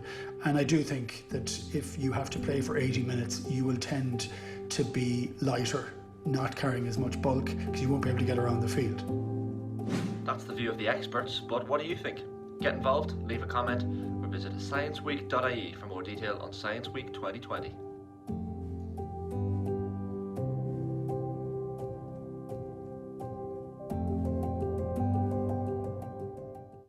The all-new OTB Sports app. It's all videos, sports news, live scores, interviews, podcasts, all waiting for you. Search OTB Sports on your app store and download now. OTB AM. With Gillette, proud supporters of Movember. Gentlemen, let's move. 10 minutes past 9 here this morning, 9 minutes past 9 exactly. Shane Hannon in the ad break there with Ireland internationals Keith Wood and Alison Miller and Colin Fuller from the Santry Sports Clinic. Science is the solution to a shared better future, and for Science Week 2020 we're asking people to hashtag believe in science and play a role in choosing our future. Science Week is supported by Science Foundation Ireland and is Ireland's national celebration of science for all ages. Visit scienceweek.ie for more information. Now, Alan Quinlan is with us to talk about the weekend's rugby and to look forward a little bit. It is the start of an Ireland International Week, and it looks like James Lowe is going to make his debut next Friday night against Wales. I, for one, am very thrilled about this because James Lowe is pretty good at rugby. What's he going to bring to the Ireland team that we don't have at the moment? Now, he's going to bring ball carrying, ability, Ger, and huge work rate. He's very difficult to stop, and he's a poacher. He's a finisher. He scores tries. I think he's going to be a huge addition, and probably the last project player that we'll see for a long time, given it's gone to 5 years now. He's not everybody, as I said the other day, will agree with the project players. Some still disagree and are heavily against it, but I think he's a top quality player who's been outstanding for Leinster and very, very physically strong. So he's going to certainly bring a lot of enthusiasm and quality to the Irish wing. Defensively, there were there was certainly a period of adaptation to the Leinster setup, and there would constantly, the coaching ticket there would constantly have been, his work-ons were always defensive as opposed to attacking. Has he reached the point now where you'd be happy to stick him in an international team and say, yeah, that's fine, that aspect of the game is where it needs to be? Well, he doesn't get tested as much as probably he will going forward with Ireland now. Leinster have been pretty dominant since he arrived here, and I suppose his biggest strength is his attacking ability and his ability to show up off scrum halves and out halves and look to get ball in his hands. He doesn't shoot out of the line traditionally like some wingers, but I think he can get stood up a little bit, I suppose by steppers, if you like. But I think obviously it's not a tackle technique issue, but I think he just sometimes can get a bit flat-footed when people are on the attack. But I think he's improved in that facet of the game. And look, we'll know more. International rugby is a different challenge, and it's a step up. But I think he's definitely going to bring a lot of quality to Ireland and give them more options, left-footed kick as well, and real power and strength going forward. It's obviously not a must-win game, really, but it has the bang of a bit of a must-win from an Ireland perspective. We're 8-point favourites. Wales are in a very bad run of form at the moment. It's a non-existent, meaningless competition that no one's ever going to remember in 5 years' time. But at the same time, they kind of need a win, right? Yeah, they do. I think it's strange. It doesn't have that aura of excitement about this competition. The November internationals traditionally for me are big test matches. This is obviously a little bit different, but you'd prefer to win them than take momentum and positivity out of them than lose the games. I think there is going to be a bit of an opportunity to look at some newer players. Obviously for the Georgia game, it depends who Ireland have in that last playoff game. England's going to be a big test in Twickenham, but you'd much prefer to beat Wales at home on Friday night, and I think Ireland need to bounce back a little bit from that defeat in Paris. There was plenty of positives in the first half and stuff to work on, and we know they're trying to change the way they play the game. So there's an opportunity to kind of build a new era, if you like, for this team, and there has been a number of new players who've come in the last few weeks, and obviously we haven't seen a lot of. We've seen one championship under the new coaching ticket, so it'll be interesting to see how that plays out in the next couple of weeks. But it kind of is a must-win game in the sense that they want to try and get a little bit of momentum and a bit of a feel-good factor back in the side after what happened in Paris, particularly in the second half. And building a new era might require a little bit of experimentation and a little bit of patience. What areas would you like to see Andy Farrell experiment with? I think, I spoke about the back row for probably the last 12 months. He's after bringing in a number of players there. Caelan Doris, Will Connors. I think Dan Levy is still kind of working his way back. I'd love to see Ryan Baird get game time and see what he's like at that level. Obviously, we've got to sort out the full-back situation.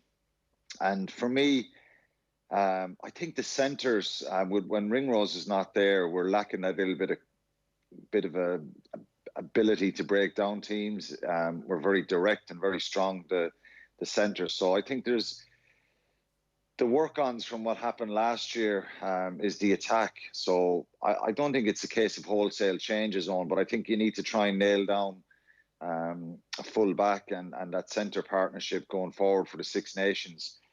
The other area of concern, obviously, is the age profile of our 9 and 10. And there's not a lot you can do to change. I think the gap between Johnny Sexton and the other fly halves is as big as it ever has been. It's just unfortunate that Joey Carberry is not there and he's not getting valuable game time. Hopefully he'll get back, but maybe someone like Harry Byrne could get capped going forward as well and see what he can do at international level. He's a very talented player. So there's probably right across the board. I think there's things that need to be better. There's a core group of a very good number of players in the team, but as I said, Ryan Baird is someone I'd love to see get in and get capped, and probably the biggest issue is who's going to be our full back for the Six Nations. What do you make of the situation in Wales? Obviously, they had a successful year last year and then a disastrous championship from their perspective. There seems to be a lot of patience around the rebuilding from the Welsh rugby public, or more certainly patience in Wales than there might be in other parts of the world. Well, there's no patience here around the Irish rugby team, and I think that probably stems from GA circles. I think most of the negative comments you get about the Irish rugby team comes from GA people on social media, and I have friends who are like that. I've said it before. It astonishes me how Wales can win a Grand. We won a Grand Slam in 2018. We then get lambasted in 2019. Obviously, the World Cup is part of it. And the reaction here is massive. Wales won a Grand Slam in 2019 and they won one game this year, and the reaction is not the same. I think rugby is obviously number one sport there in Wales, and maybe there is a bit more patience there, but there seems to be a lot of angst against the Irish rugby team, and this private schools D4 scenario is always brought up, and I'm the exact opposite. I came through a Christian Brothers school, a GA school, came from a kind of non-traditional rugby area. I know obviously there's a lot of history in my own rugby club in Clonwilliam and a lot of great rugby clubs around Tipperary, but it just surprises me a lot that reaction. You don't see it. I was kind of looking at a lot of the Welsh papers in the last week since they lost their last game against Scotland, and the reaction is not the same. The reaction, but it's probably an Irish thing because we see it with our football team as well. People calling for Stephen Kenny's head after 4 or 5 games, where there's no dose of realism or reality at times, and that's a frustration. But it's something you just have to live with. So I think the reaction is sometimes over the top. People criticise the Irish rugby team that they hype themselves up. They don't. Sometimes the papers hype themselves up. And we over excel, if you like, probably, and that was in 2018. It was an incredible year. So until Ireland kind of get to a World Cup semi-final, or go further, I think people will have that ammunition to kind of label and throw at the Irish rugby team. But for 4 provinces, a small pool of players, I think the glass is probably more half full, given what I grew up watching in the 90s, and probably the late 80s of results and Six Nations and wooden spoons and all that kind of stuff. So, that reaction just surprises me sometimes because, as I said, the reaction to Wales winning 1 game in the Six Nations this year is totally different to Ireland winning 3 games last year. Why do you think that is? Well, I think obviously in Wales, rugby is number one. There's a lot more people are into their rugby and they don't want to criticise as much. Obviously, they criticise, but not to the same extent. So you have people, anti-rugby people here who just don't like the game. They don't like the coverage it gets. As I said, I have friends in GA circles who, over the last number of years, would say to me, "Oh, it's all the bloody rugby again in the back pages and, too much coverage of rugby. What about the GA fixtures that are going on here, there, and everywhere?" And, I love GA as well. So that's probably why, Ger. I think it's there's an anti-rugby brigade in Ireland, and And it stems from the perception that all rugby in Ireland is D4 and private schools, which I've said this many times. You go around down to Tipperary and you go to the clubs around where I live, Clanwilliam, Kilfeacle, Thurles, Cashel, Galbally.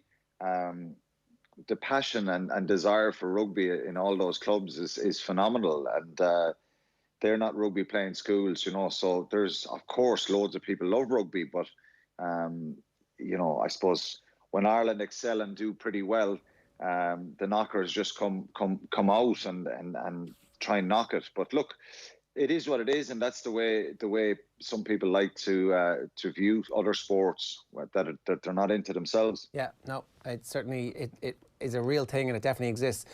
Let's talk about the game at the weekend. So pre-match last week, New Zealand had absolutely annihilated Australia, and there was a fear that these two teams are going in completely different trajectories. But then Australia pull off a shock defeat of the All Blacks. And actually, most of the analysis after the game isn't of how this happened. Most of the analysis after the game is of 2 red cards that happened in the first half. A lot of people won't have seen the red cards, and they won't have seen any of the reaction. So essentially, they're for bad tackles that don't leave the opposition player badly injured. And so in the aftermath of the game, legends of the game in New Zealand are saying, this is ridiculous. There needs to be no red cards anymore in rugby. They remind me a little bit of some of those hurling fans who are like, let them flake away, who cares? What happened? What's your take on all this, Alan? Well, let them flake away, and who cares? If people just listen to the previous piece there you did for Science Week, and the injuries and the concussions and probably the dangers of the game, I'm shocked, I must say. For me, Afa Tuingafasi, he got sent off for New Zealand. His tackle on Tom Wright was a red card. It was a high hit in the neck and head area with force. He was sent off maybe 15, 20 minutes into that game. And then right before half-time, Lachie Swinton, who was making his debut for Australia, was sent off for a tackle on Sam Whitelock. What really bemuses me and frustrates me, Ger, is the reaction of some of the legends of the game. So you, John Kerwin, Christian Cullen, 2 former All Black greats, incredible players, 2 great fellas as well, has to be said. And then you've got New Zealanders who comment afterwards. And then you have Tim Horn and Phil Kearns, 2 Australian legends. So you have 4 kind of stalwarts of the game who've achieved so much in the game. And the 4 of them are saying neither was a red card. And I'm just bemused looking at this. I think it's getting to the point now where people, they're looking to kind of looking for mitigating factors, and they're looking for, oh God, it's going to ruin the game. And what's going to ruin the game, Ger, for me, is one of these injuries is going to really seriously hurt somebody, and the force that they're putting them into it. And I just look at myself as a player, and I cannot understand why the modern day players are continuing. Now, we don't see it. Every time I watch a rugby game, I think there's possibly going to be a red card for somebody going high. Of course, there can always be accidental stuff, but I judge these tackles by the force that the tackling player puts into the tackle. And I've always said this: you've got to reduce the level of force to not put yourself in a position to potentially get a red card or a yellow card and hurt your team. Both those tackles on Saturday were very, very forceful.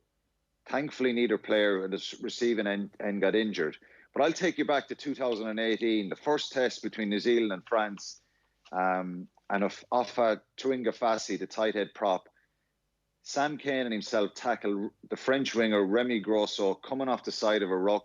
Sam Cane tackled him high first, and then Tuingafasi comes in from the side with incredible force, hits the guy into the side of the face, fractured his jaw and fractured his skull with the tackle. There was a penalty given against Sam Cane for a high tackle. That was it at the time. Both players were cited. Tuingafasi, and both of them just got a caution. Tuingafasi just got a caution after the game. So here's a guy who's the French winger who's lying in hospital because of this force. And Tuingafasi does something similar again because it's off the side of a ruck and he comes in with this force. And if you were going to put that force into a tackle, you're at risk of, and people are always looking for mitigating factors and the player dropping down low. Well, if you don't put the force in it, tackle him with your chest, you know, and the professional players don't seem to learn. And what they forget at times, when John Kerwin, when Christian Cullen, when Phil Kearns, Tim Horn are talking about this stuff, it's not just in their own countries that people are looking at this. It's kids all over the world. This is on Sky Sports on Saturday morning. People can go onto YouTube and see it. And I just think it's a disgrace. And I'm really sick of these type of tackles and then people making excuses saying it's going to ruin the game. What's going to ruin the game is somebody gets seriously injured. And, you know, like, so we're trying to protect players. We're trying to manage player safety and player welfare. And I would say to any of the professional players throughout the world, take the force out of the tackle. You know, a shoulder can slip up a chest, players can dip, all that kind of stuff. But at least if the force is taken out of it, that will be looked at then as a mitigating factor. Look at Bundy Aki's one last year against Samoa at the World Cup. He got a red card. There was no injury. There wasn't a huge amount of force in it, but he did lead a little bit forward with his shoulder. He had one against Italy in Dublin where it was looked at and there was absolutely no forward force. So if the force isn't there going forward with your shoulder, and I think players need to wrap players around the side of rucks. That was the Tuunga Fasa one. The Lackey Swinton one was, it's straight from a kickoff and he just piles in and hits Sam Whitelock high. It was a straight red and both of them were red cards. So you look at Sky Sports and you look at Michael Lina and Will Greenwood in the studio, and this is a contrast of the opinions from people, Ger. You look at Will Greenwood, Michael Lina in studio, and both of them are saying both are red cards. So how can we go from some players saying these are not even, like Justin Marshall in commentary said it's just a penalty. Well, if it's a penalty at all, why is it a penalty? If there's nothing there, it shouldn't be a penalty. So he makes contact with the neck and the chin area of the Australian player, Tom Wright. So I think this needs to be sorted out. And Joe Schmidt being on, working with World Rugby now, is putting together a panel of people to look at all these kind of things. And there needs to be, I think this is an area that really needs to be clarified going forward. And players and coaches have to take responsibility to this because, you know, I was quite abrasive on the rugby field, but I don't know if I ever had a high tackle situation like that with a shoulder leading forward into a player's neck or head area. Like I say, it can always happen when players are dipping and you have a side-on tackle, you can get that seatbelt tackle around the neck. They're nothing more than a penalty unless there's force in it. The key here is force. Take the bloody force out of the tackle. And you know, this is what needs to happen, not ex-players saying, oh, the game has gone soft. It's absolute rubbish. Somebody's going to get seriously injured. There was a player seriously injured here, a French player, Remy Grosso, in 2018. You should get him on and try and talk to him and ask him what his opinion is. Jacques Prunel, the French coach there, was astounded by that tackle. You saw the tackle from Sam Cane on Robbie Henshaw in Dublin a number of years ago. Yeah. You know, so, like, it just has to stop. And ruining the game, it's not the game, the spectacle in itself. If the tackle doesn't have the force and it's accidental, the player won't be sent off. He'll probably get a yellow card for being a bit reckless. But when the force comes into it, you're straight away putting yourself in red card territory. So I'm not sure how many people saw that game. Go back and look at the tackles. I think they're 2 red cards, and the reaction afterwards is disgraceful for me from the 4 players who I have great time for. I like all of them, but I think it needs to be clarified, and this should be highlighted. World Rugby should come out and highlight this, that these tackles are not acceptable in rugby at any level. And if we see it at professional level, and then you have people who played the game that people look up to who are saying these are fine, well, you're getting complete mixed messages all the time. It has to be gotten rid of and protect the players. It's not about being hard here or being soft. This is about protecting a player in a very, very vulnerable area, your neck and your head area. Yeah, no, 100%. Alan, great stuff. And we'll certainly send that clip out and talk to World Rugby and see if we can get somebody on from them and offer the lads a right of reply as well. So thanks a million. Definitely stoked some debate this morning here on OTB AM. If you've got a view on that, we'd love to hear from you. 087 9 180 180. A reminder, OTB AM is live in association with Gillette. Good morning. Start with Gillette, giving you the confidence to tackle the day ahead. We're about 24 hours away from revealing our first mows. We'll talk to you about that tomorrow. We're doing Movember. It's for a great cause. We'd love you to get involved as well. You'll tweet out details about how you can do that on tomorrow's show. We'll talk about it too. In the meantime, it is time for the pressure rankings. For me, it was a self-imposed pressure. Was I under pressure? No. Yeah, they're under pressure. Everyone's under pressure. OTB AM's pressure rankings with Gillette. And the big pressure. Where are we starting, Owen? Let's run through these 5 to 1. At number 5 in the pressure rankings this week is Carlo Ancelotti. Everton have lost 3 games on the bounce in the Premier League. I know they've had suspensions. I know they've had injuries to key players. But they need to turn things around pretty quickly. After the international break, they've got Fulham, they've got Leeds, they've got Burnley, and they should hopefully have a full complement of players back at their disposal. If they don't get 7 points out of that at a very minimum, then their title challenge probably falls away. Once that falls away, will the top 4 challenge fall away with it? Given the money they've spent last summer and the start to the season they had, that might have been their target. So I'm officially putting him in there this morning. A slight bit of pressure on Carlo Ancelotti. At number 4, we've got Mikel Arteta. Arsenal haven't scored a goal from open play since the 4th of October. Yeah, the 4th of October, that game against Sheffield United that they won 2-1. They haven't been able to score goals from open play. They've been terrible going forward. They were lucky to get that penalty against Manchester United last week. And Thomas Partey is now injured. For the first time in his Arsenal career, there is a slight pressure on Mikel Arteta. Can he turn this rut around? After giving Pierre-Emerick Aubameyang this big fat contract, can he get him back in form? Because he's been terrible this season. At number 3, we've got Cork. You've won a championship game in football. You've won a championship game in hurling. So you know what happens next, Cork fans. You have to win the double. It's as simple as that. If you don't win the double, it's a failure of a season. Beat Mayo and Dublin and Tipperary on your way to winning in football, but don't win the hurling, doesn't matter. Failure of a year. Beat all the top teams in hurling, but don't win the football, doesn't matter. Failure of a year. Have to do double. Party like it's 1990. Cork to do the double this year, or else it's a failure of a year. But in at number 2, pressure on Mayo now. Mayo play Galway in a Connacht final a couple of weeks after hammering them in the National League. They then will play either Cork or Tipperary. They've beaten Tipperary in an All-Ireland semi-final before. They will field, Division 1 teams should beat Division 3 teams all the time, right? Isn't that how it works? So they should easily beat Cork into a final against Dublin. Can they end the famine? I hope so. I hope so at this point that Mayo actually do it. There's pressure on them, though. There's no question. They're in at number 2.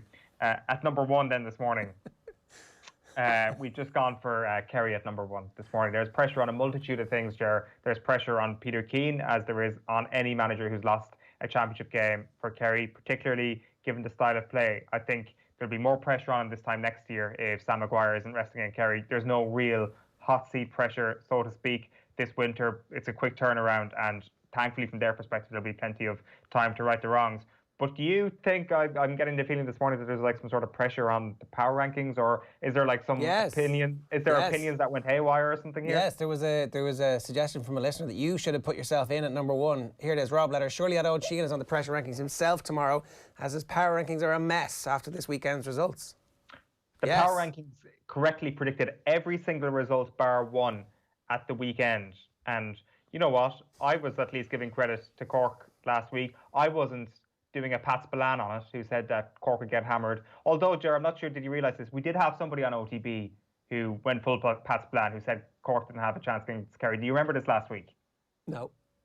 Well, when I asked Kieran Donaghy yesterday about the level of worry or fear or whatever there might be in Kerry about Cork, he literally said Ara at the start of it. I was like, come on.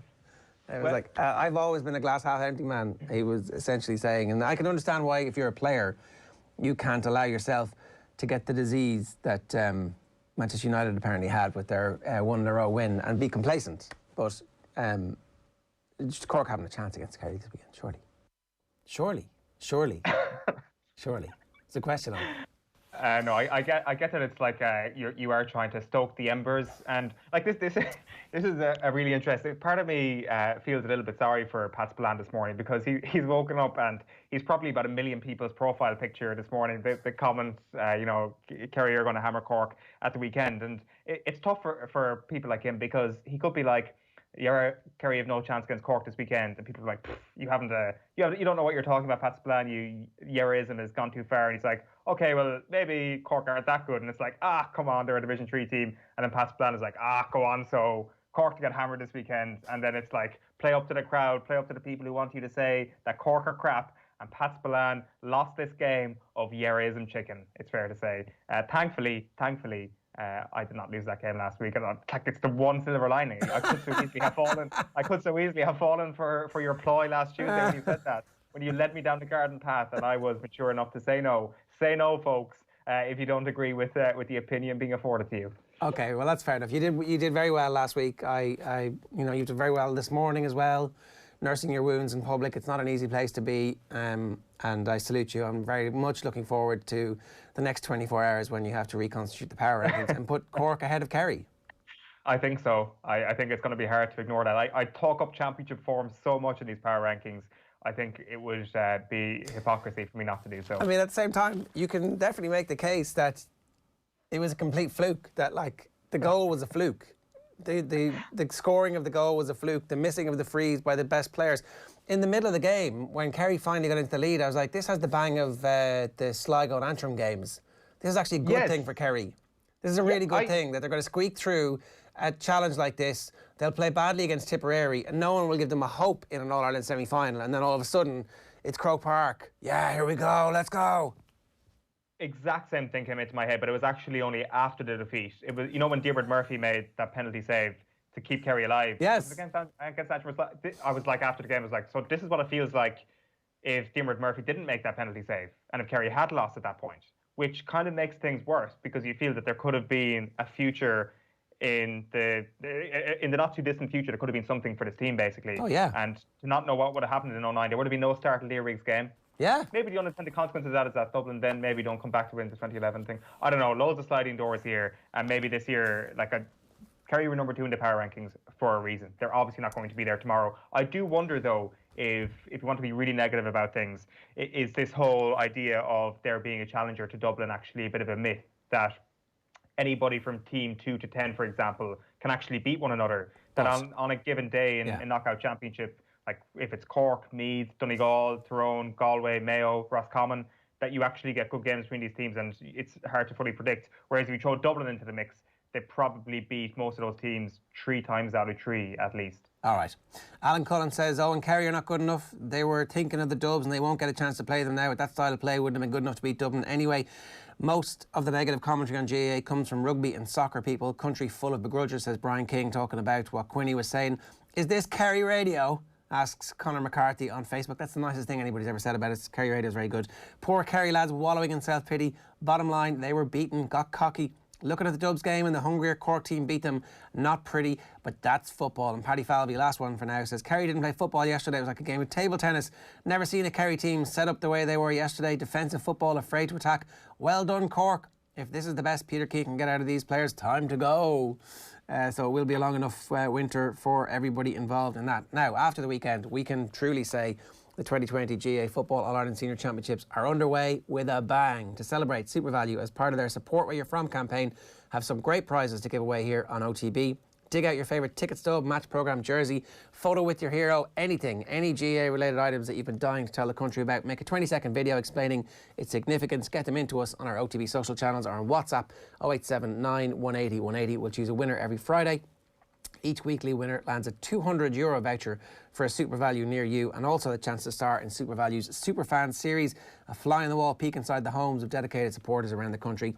SuperValu, proud sponsors of the GAA Football All-Ireland Senior Championships. Check out facebook.com/SuperValu Ireland for more details. We're going to bring you the paper review now, a snippet from it. Joe Malloy, Kieran Cunningham and Tommy Martin. A reminder, of course, OTB AM live weekday mornings from 7:30 in association with Gillette.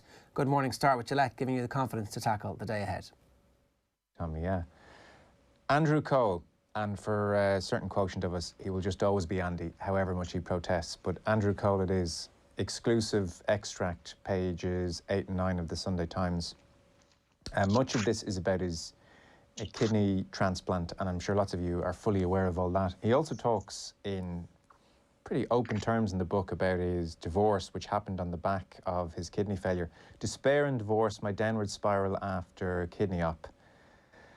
It's just an extract. So, he talks, this all dates back to 2015. He was back from a trip in Vietnam with Manchester United, and he was feeling very tired, went to bed, took some paracetamol, went out for dinner, and couldn't taste the food. The food is rubbish, past the salt and pepper, it's so bland. And the people he was out for dinner with were laughing at him because they thought the food was lovely. Then his weight gain was very sudden and very obvious to everybody. Eventually, long story short, goes to the hospital, gets checked out. How are your taste buds? I sat up. Yes, food has no taste. How about going to the toilet? Suddenly it occurred to me that in the few days since I'd been back from Vietnam, I'd hardly been. And the doctor says, have you had hiccups? He said, no. What about itchy skin? No. And suddenly I was feeling positive again. And then he said, within less than half an hour, I had the hiccups. My skin felt like 1,000,001 ants were crawling over it. Weight seemed to be piling on right there in the room. Everything the consultant knew was going to happen was happening. Suddenly I was in a bed, and that was when he heard the words for the first time, kidney failure. Talked about dialysis, which, as you can imagine, is zero fun at all and thoroughly unenjoyable. You feel awful afterwards. Talks about his relationship with his wife, Shirley. It seems Shirley and his own father didn't get along at all, to the point that when Shirley walked into the hospital room, my dad stood up and left without a word. Shirley went mad. How could I let him be so rude? I was sick as a dog, fighting for my life. I had no strength to fight her. Eventually the marriage breaks down. So after the operation, where his nephew gives him a kidney, after much protestation, he allows his nephew to give him a kidney. Embrace it, Shirley said. Embrace your new lease of life. Are you mad? He says, transplant's not a cure. That's what people fail to realise. My new kidney gave me a chance of a life, a standard of life that gets me through the day, but I was mourning my previous healthy life. Shirley couldn't get it. She called me selfish. On things go. November 2017, things were at their worst. I was angry at my illness. I was hating my medication. I was depressed. I was suicidal. I needed support. She said, I'm not sure I can do this anymore. The marriage is over. I thought it was a flippant, angry comment, but it dawned on me these were the worst of times. We lived a kind of half marriage until the end of 2018. Then I got an email from Shirley's new lawyers with attached divorce papers. And then he adds, it made me laugh that the law firm was the same used by a couple of wives of teammates I had played with. I guess there is money to be made in football heartbreak. So I'd say they're still in the midst of that messy separation. Pretty open, Tommy, pretty raw. You don't often hear somebody of an Andrew Cole stature talking about the breakup of their marriage like that. It did stick up to me. I think this has come out before. I think he's done stuff with you guys, hasn't he? Like road shows and things. I don't know if he's talked about this, but I hadn't sort of read about the kidney failure in such detail. But I thought it was interesting to read that part with the marriage breakup, and because usually I don't mean to be kind of dismissive of other examples of this, but often it can be very kind of like, oh, and it brought us closer together and and with the strength of my family behind me, look at me go now. But the fact that he says that like kidney transplant isn't like a, it's not like, right, you're grand, on you go back with life. Like it's tough road. And the fact that obviously, look, problems in his marriage that maybe were exacerbated by this, or that were going to happen anyway, that it just kind of, it paints a picture of a situation where, no, it wasn't a sort of a rags against all odds story. It was a horrible thing that happened, and it got more horrible, and his personal life was affected as well. Just like 3 excerpts there, and I thought it made me kind of want to read the book, which I suppose is the idea, because it's sort of, you all have a kind of an idea about Andrew Cole, and there was a kind of a sense when he was playing that like he was kind of a bit surly and it's a bit difficult, that kind of character. And there's a good short sidebar about something that happened when he was at Forest in terms of racism wise, and then an incident that happened when he was moving to Newcastle concerning how he was basically fleeced out of a signing on fee. And it just kind of makes you sort of reevaluate somebody in a different sense. And I kind of wonder, was the perception of him as being difficult or diffident or whatever it was, because he was a black guy who wasn't like happy-go-lucky, sure, look, I just take it on the chin and get on with it. Like he obviously felt these things, these slights, and wasn't prepared to be the sort of just put up with things that he didn't want to accept in the game. What do you make of it, Kieran? Yeah, it's very. There's a couple of interesting things in it. One, as Tommy said, I've heard or read a few interviews with him before about the kidney, and I think you had one yourself, as Tommy was saying. But one of the things that struck me was, he talks about how traumatic it was and the impacts of the marriage. It brought on depression and suicidal thoughts, and it just. I interviewed Joe Brawley last year, and at one stage we talked about his kidney transplant, and he talked about there's a lot of research into the impact major transplant surgery like that has on people's psyche, that it goes beyond the physical. He said to me, and I just said the quotes here, after I'd given up the kidney, it opened up this whole emotional world and this voyage into the past. I had a lot of personal turmoil after it. It unleashed. I'd be standing in the shower and all of a sudden tears would be streaming down my face. It was very easy to be Super Joe. How are you? Brilliant. The epiphany was the kidney. From my experience of it, if you've had trauma in the past, it brings you back into it. And I think there seems to be an element of that with the Andrew Cole piece as well, that issues that were there were magnified because of what he'd gone through with the surgery. I did find what was very interesting, and I didn't know about it, was the background to his move to Newcastle United from Bristol City, and the involvement of Paul Elliott, who people will remember, or people might remember, he was central defender, played about 30 years ago. But he approached, he got in touch with Cole and said, I don't know you, but I know this transfer has gone through, I can help you. This guy, Steve Wygatt, is a great agent. We'll be happy to look after you. And they did the deal, but there was no negotiation. There was £30,000 as a signing on fee for Cole. And he thought, at the time, he wasn't making huge money. He thought, this is brilliant.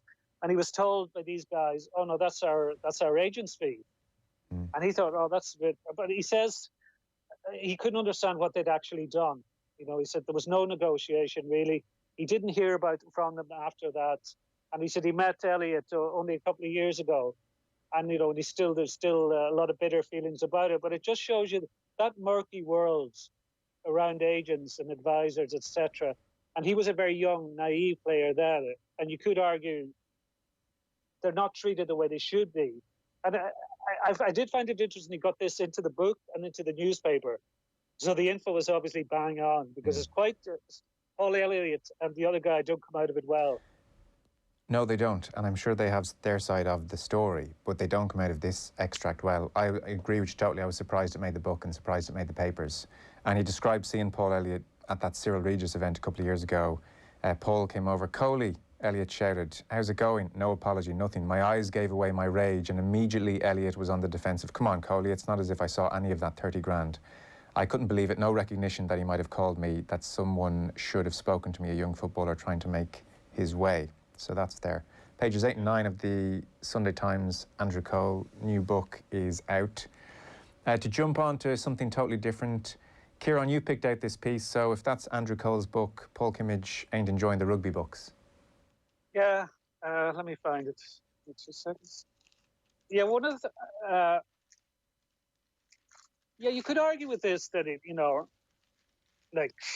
is this such a big deal? People can just do a book to make a few quid, or there's they can write what they want. But it did strike me on this before. I worked it out a while back. 12 of those involved in the Grand Slam game of 2009 have released autobiographies, plus Sean O'Brien, who made his debut later that year in 2009. So that's 13 of those players around that time. And I think there's just too many of these books, and they're too samey, and they're not telling you. There has been a lot of stuff around Irish rugby, and Paul mentioned it here, the Paddy Jackson trial, Grobler signing for Munster, the rising use of painkillers, etc. And none of them have to take this stuff on. But nobody is taking it on among the group, and you just want. I think Paul likes a bit of meat in books, sports books, and so do I, because we have so many choices in what we can do or read or watch, and a lot of these books are a complete waste of time. So I think there's frustration of that. Like I've read a few of them, and you go, that was a waste of time. It could have been better spent elsewhere. And they're just, it does seem to be a pretty lucrative market, that there's quite an appetite for books around this generation. But I think it's a well that's been, people have dipped into it too much without getting enough out of it. Funny, I think what happened in the football world was that that well was similarly clogged up for decades, particularly the England, the golden generation. There was the infamous Wayne Rooney, my story so far, written at the age of 20, and that kind of thing. And I think something happened in the football world where people kind of realised after, maybe laterally in the last few years, that you kind of there had to be something in there, and I think there's been a bit of an improvement of that. Not that you don't get like kind of bland, dull autobiographies anymore, but like rugby just seems to be still stuck absolutely, and in the middle of that sort of landfill autobiography thing. And the basic conclusion is market forces. You have to assume that there's enough people willing to read 300 pages of Rob Kearney, not getting into anything too, revealing in terms of what Paul Kimmage would like to hear about. Now, I think he does talk a lot about maybe personal stuff that obviously, is might make the book more readable. I haven't read it. I don't know, but like Kimmage's column basically quotes like the last few hundred words of it are basically a gift grub sketch, which is like, Mary Rosenstock basically rips the mick out of the gods of Irish rugby, laughing all the way to the bank in terms of their autobiographies. So like as I say, market forces will obviously dictate if there's a market to read the stuff for long enough, they'll keep churning it out, because there's no incentive for them to betray any personal confidences, to say hard things about people and it's a small world, I'd imagine, the Irish professional rugby scene, and until such time as people stop buying them, I can't see that changing. Not that I don't empathise with what Paul's saying. But there is a striking contrast in what's happened in GA autobiographies. The first one that really changed the game here was Liam Hayes' Out of Our Skins, which was very naked and honest and a personal story, and went into the suicide of his brother, etc. And then, you have Donald Cusack, talked about life as, being a gay hurler. In his book, John Leonard, Sex, Drugs and Rock and Roll Escapades as Dublin substitute goalkeeper. Like this, Desi Farrell was one of the first to talk about depression in his book and his battle with depression. And Liam Dunn struggles with drink. That there seem to be more honest stories, or the surface more honest anyway, not a GA. But soccer books here, you've never had a huge amount of them. Horse racing, they're quite honest, but rugby, they do seem to skim across the surface. And it reminds me a bit of, the esteemed literary critic Joey Barton, who, after the 2006 World Cup, when Rio Ferdinand, Ashley Cole, Stephen Gerrard, Frank Lampard all brought out books after that World Cup. And he was quoted as, why are they bringing books out? We completed the quarterfinals. We played like shit. Here's my book. Who wants to read that? It's funny though, that you talk a lot about people being revelatory about personal issues. And that seems to be like, that Sean O'Brien, from reading the excerpts, seems to have been very honest about his parents' marriage and the troubles in that and the effect it had on him as a personality, to the point, which is something that you might not have read in a bog standard autobiography 15, 20 years ago, where it might have been skirted over. So there seems to be, and I know Kearney has talked about his losing a brother at a young age. So there seems to be a sort of a thing where maybe they sit down and say, you're going to have to give us something here, my secret pain and all that.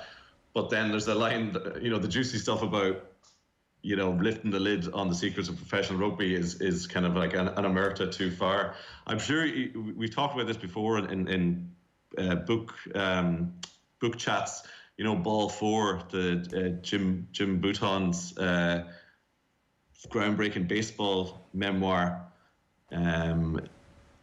written about 1970, I think, like that, where it's completely like he was basically ostracized from baseball after, because he basically revealed that this guy was an alcoholic, this guy's a womanizer, that kind of thing. Like, I mean, the guy who does that in rugby, That'll be a big moment. Yeah, it does seem to be problematic in rugby because, like, Eamon Dunphy's only a game was based on Jim Bolton's book, and that caused waves within soccer as well. And I do think, like, Irish rugby hasn't had that. I think the Brendan Fanning book, From There to Here, is a great book, a great account of how it got from the amateur to the professional game. But in terms of autobiographies, like, there's no book like the Jim McGuinness book, which is a really interesting book, or the Paul McGrath book, for example. Like, there are classics in other sports. There hasn't been any classic rugby autobiography. And given what's going on in the sport here, it would be great to get one. Yeah, they're all fair points. They certainly are comfortable in the ones I've read, be it, and you're trying to think off the top of your head. Mike Ross talked about really awful personal tragedy. Rob Kearney talked about his brother's death, and to be fair, talked a lot in the book about how much he didn't enjoy rugby. Talked about a terrible relationship with Michael Cheika, talked about not fitting in with the Leinster dressing room when he first arrived, stuff like that. I haven't looked, so I didn't read Sean O'Brien's, didn't read Rory Best's. Trying to think of a few of them. They all... Brian O'Driscoll, Ronan O'Gara, like, they've all done. Yeah. John... I remember enjoying Trevor Brennan's many years ago, actually. Yeah. That was Sports Book of the Year at the time, yeah. That's right, yeah, because it had a bit of colour and life about it. Like, on some of the issues, for instance, so, like, I haven't seen Gerben Grobler addressed anywhere, and Paddy Jackson isn't addressed anywhere. On the, like, Rob Kearney definitely talks about painkillers and using them too much, and talks about injections he took and took too many, but, like, you want to play. And the New Zealand 2018 game, see, this is the one that's freshest in my mind. New Zealand game, he really shouldn't have played. He was putting his health at risk. If he got another knock in a certain place, he was potentially in big trouble. And, you know, he doesn't go deep into concussion, but he talks about an England game where Brian O'Driscoll's getting a lot of treatment. It might have been 2009. He says, even then, you know, it crossed my mind. Jesus, he's taken a lot of treatment here, you know. But is it like a classic in the quality of, you know, we're still talking about only a game, however many years later. Like, there's a reason we're only talking about only a game. There's a reason, if you ask anyone what's their favourite sports book, like Andre Agassi features like at least 5 out of 10 times. In the main, they're not stunning. Like, I don't know if it's just a rugby problem. Maybe we're just, like, we're certainly more conscious of the Irish rugby players, but, like, are there that many brilliant sports books coming out? You know, what's the best football one that you've read in the last 5 years? Football one? Yeah. Last 5 years. Richie Sadlier jumps to mind, because I have it on audiobook at the moment. Are you saying autobiographies or general? Yeah, autobiographies, if we're talking autobiographies. I'm not saying Paul's point is wrong.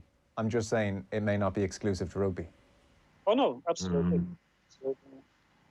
I can't think of any offhand, but that has been honest. Paul Ferris. Paul Ferris was a decent one that I read last year. Guy played for Newcastle for a time, got a terrible injury, but it was kind of, he's not exactly one of the big names. We're scratching here, as they say. Someone will tweet us something that we've forgotten. Seeing as it's all on the same page, there is fallout still from Paris last Saturday, which, by the way, feels about 3 weeks ago. I mean, let's work that into your point on time, Tommy. Time is also stretched out at the moment, isn't it? So Neil Francis' point is, geez, imagine if Ireland could get the basics right, talking about Paris. He says Ireland lost in Paris because there wasn't enough quality in their 23 and on the coaching ticket. They failed in the basics, the fundamentals of the ability to just give and receive a pass. Ireland had just under 20 handling errors, whereas the French committed 1/3 of that number. The ball was slippy for them too.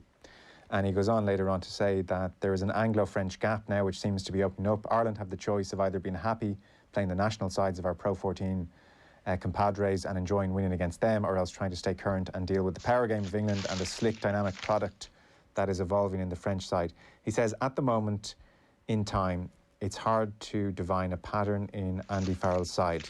You knew what you were going to get with Wazza and Joe. Right now, you just get the feeling of Joe Light. Our breakdown and our tight game are not as practiced or good as they once were. The command of the basics and skill levels has also been further diluted, and I get the sense that our coaching ticket is not smart enough to outwit England or France. So that's Neil Francis' take on things. And then Jacob Stockdale. Jacob Stockdale needs to be protected from himself, says Brendan Fanning. I know one of you guys picked out this piece. Maybe it was you, Kieran. Yeah, so... you both did? Okay, so it's high time Ireland's coaching staff came up with a structure to suit a maverick of the game, is the point Brendan Fanning makes. You might kick us off, Kieran. Yeah, it's a good point made by Brandon. I think it's an excellent piece, very interesting, but it's very, very hard to come up with a structure to suit a maverick. You know, it might even be impossible. And he does, I've met Jacob Stockdale once for an interview, and I found him quite an interesting guy. Like, you're talking about, going into prison to work with prisoners. Like, his father worked with prisoners for years, and my son had gone to a Presbyterian school, so we're talking about it, because he comes from a Presbyterian family, and just what that ethos is, because I wouldn't know a huge amount about it, but he comes across in this as very is pretty sensitive, and that he had that extraordinary season, a season like nobody else has had in the professional era, and everything he touched seemed to turn to gold, and that suddenly, when things weren't happening for him, he got criticism. He got criticism online, so he shut down his Twitter account. It's mentioned here that Brian O'Driscoll described his error against what game was this again? It was for Ulster, wasn't it? Against Leinster in the Heineken Champions Cup. Yeah, of course, Ulster against Leinster. His error in that game is unforgivable. Brendan quotes an Ulster colleague as saying, "It's the type of thing you should be able to get over in a week, but it affected him for a long time. To be honest, it nearly broke him," which is a very strong way of putting it. And it's, it does make, there is this thing now, where does he fit in? Like, is he going to be a full back now? Is he going to be a wing? They are trying to find a way to get the best out of him, because on his day, as he's shown, he can be devastating. But I think even he had to deal with all the hype and expectation going into the World Cup that all the players had. But I think there was more expectancy on his shoulders than some of them, because of what he'd done in the Grand Slam season. And I think now the next 2 or 3 years are critical in his career, how he bounces back from this. OTB AM. With Gillette, proud supporters of Movember. Gentlemen, let's move.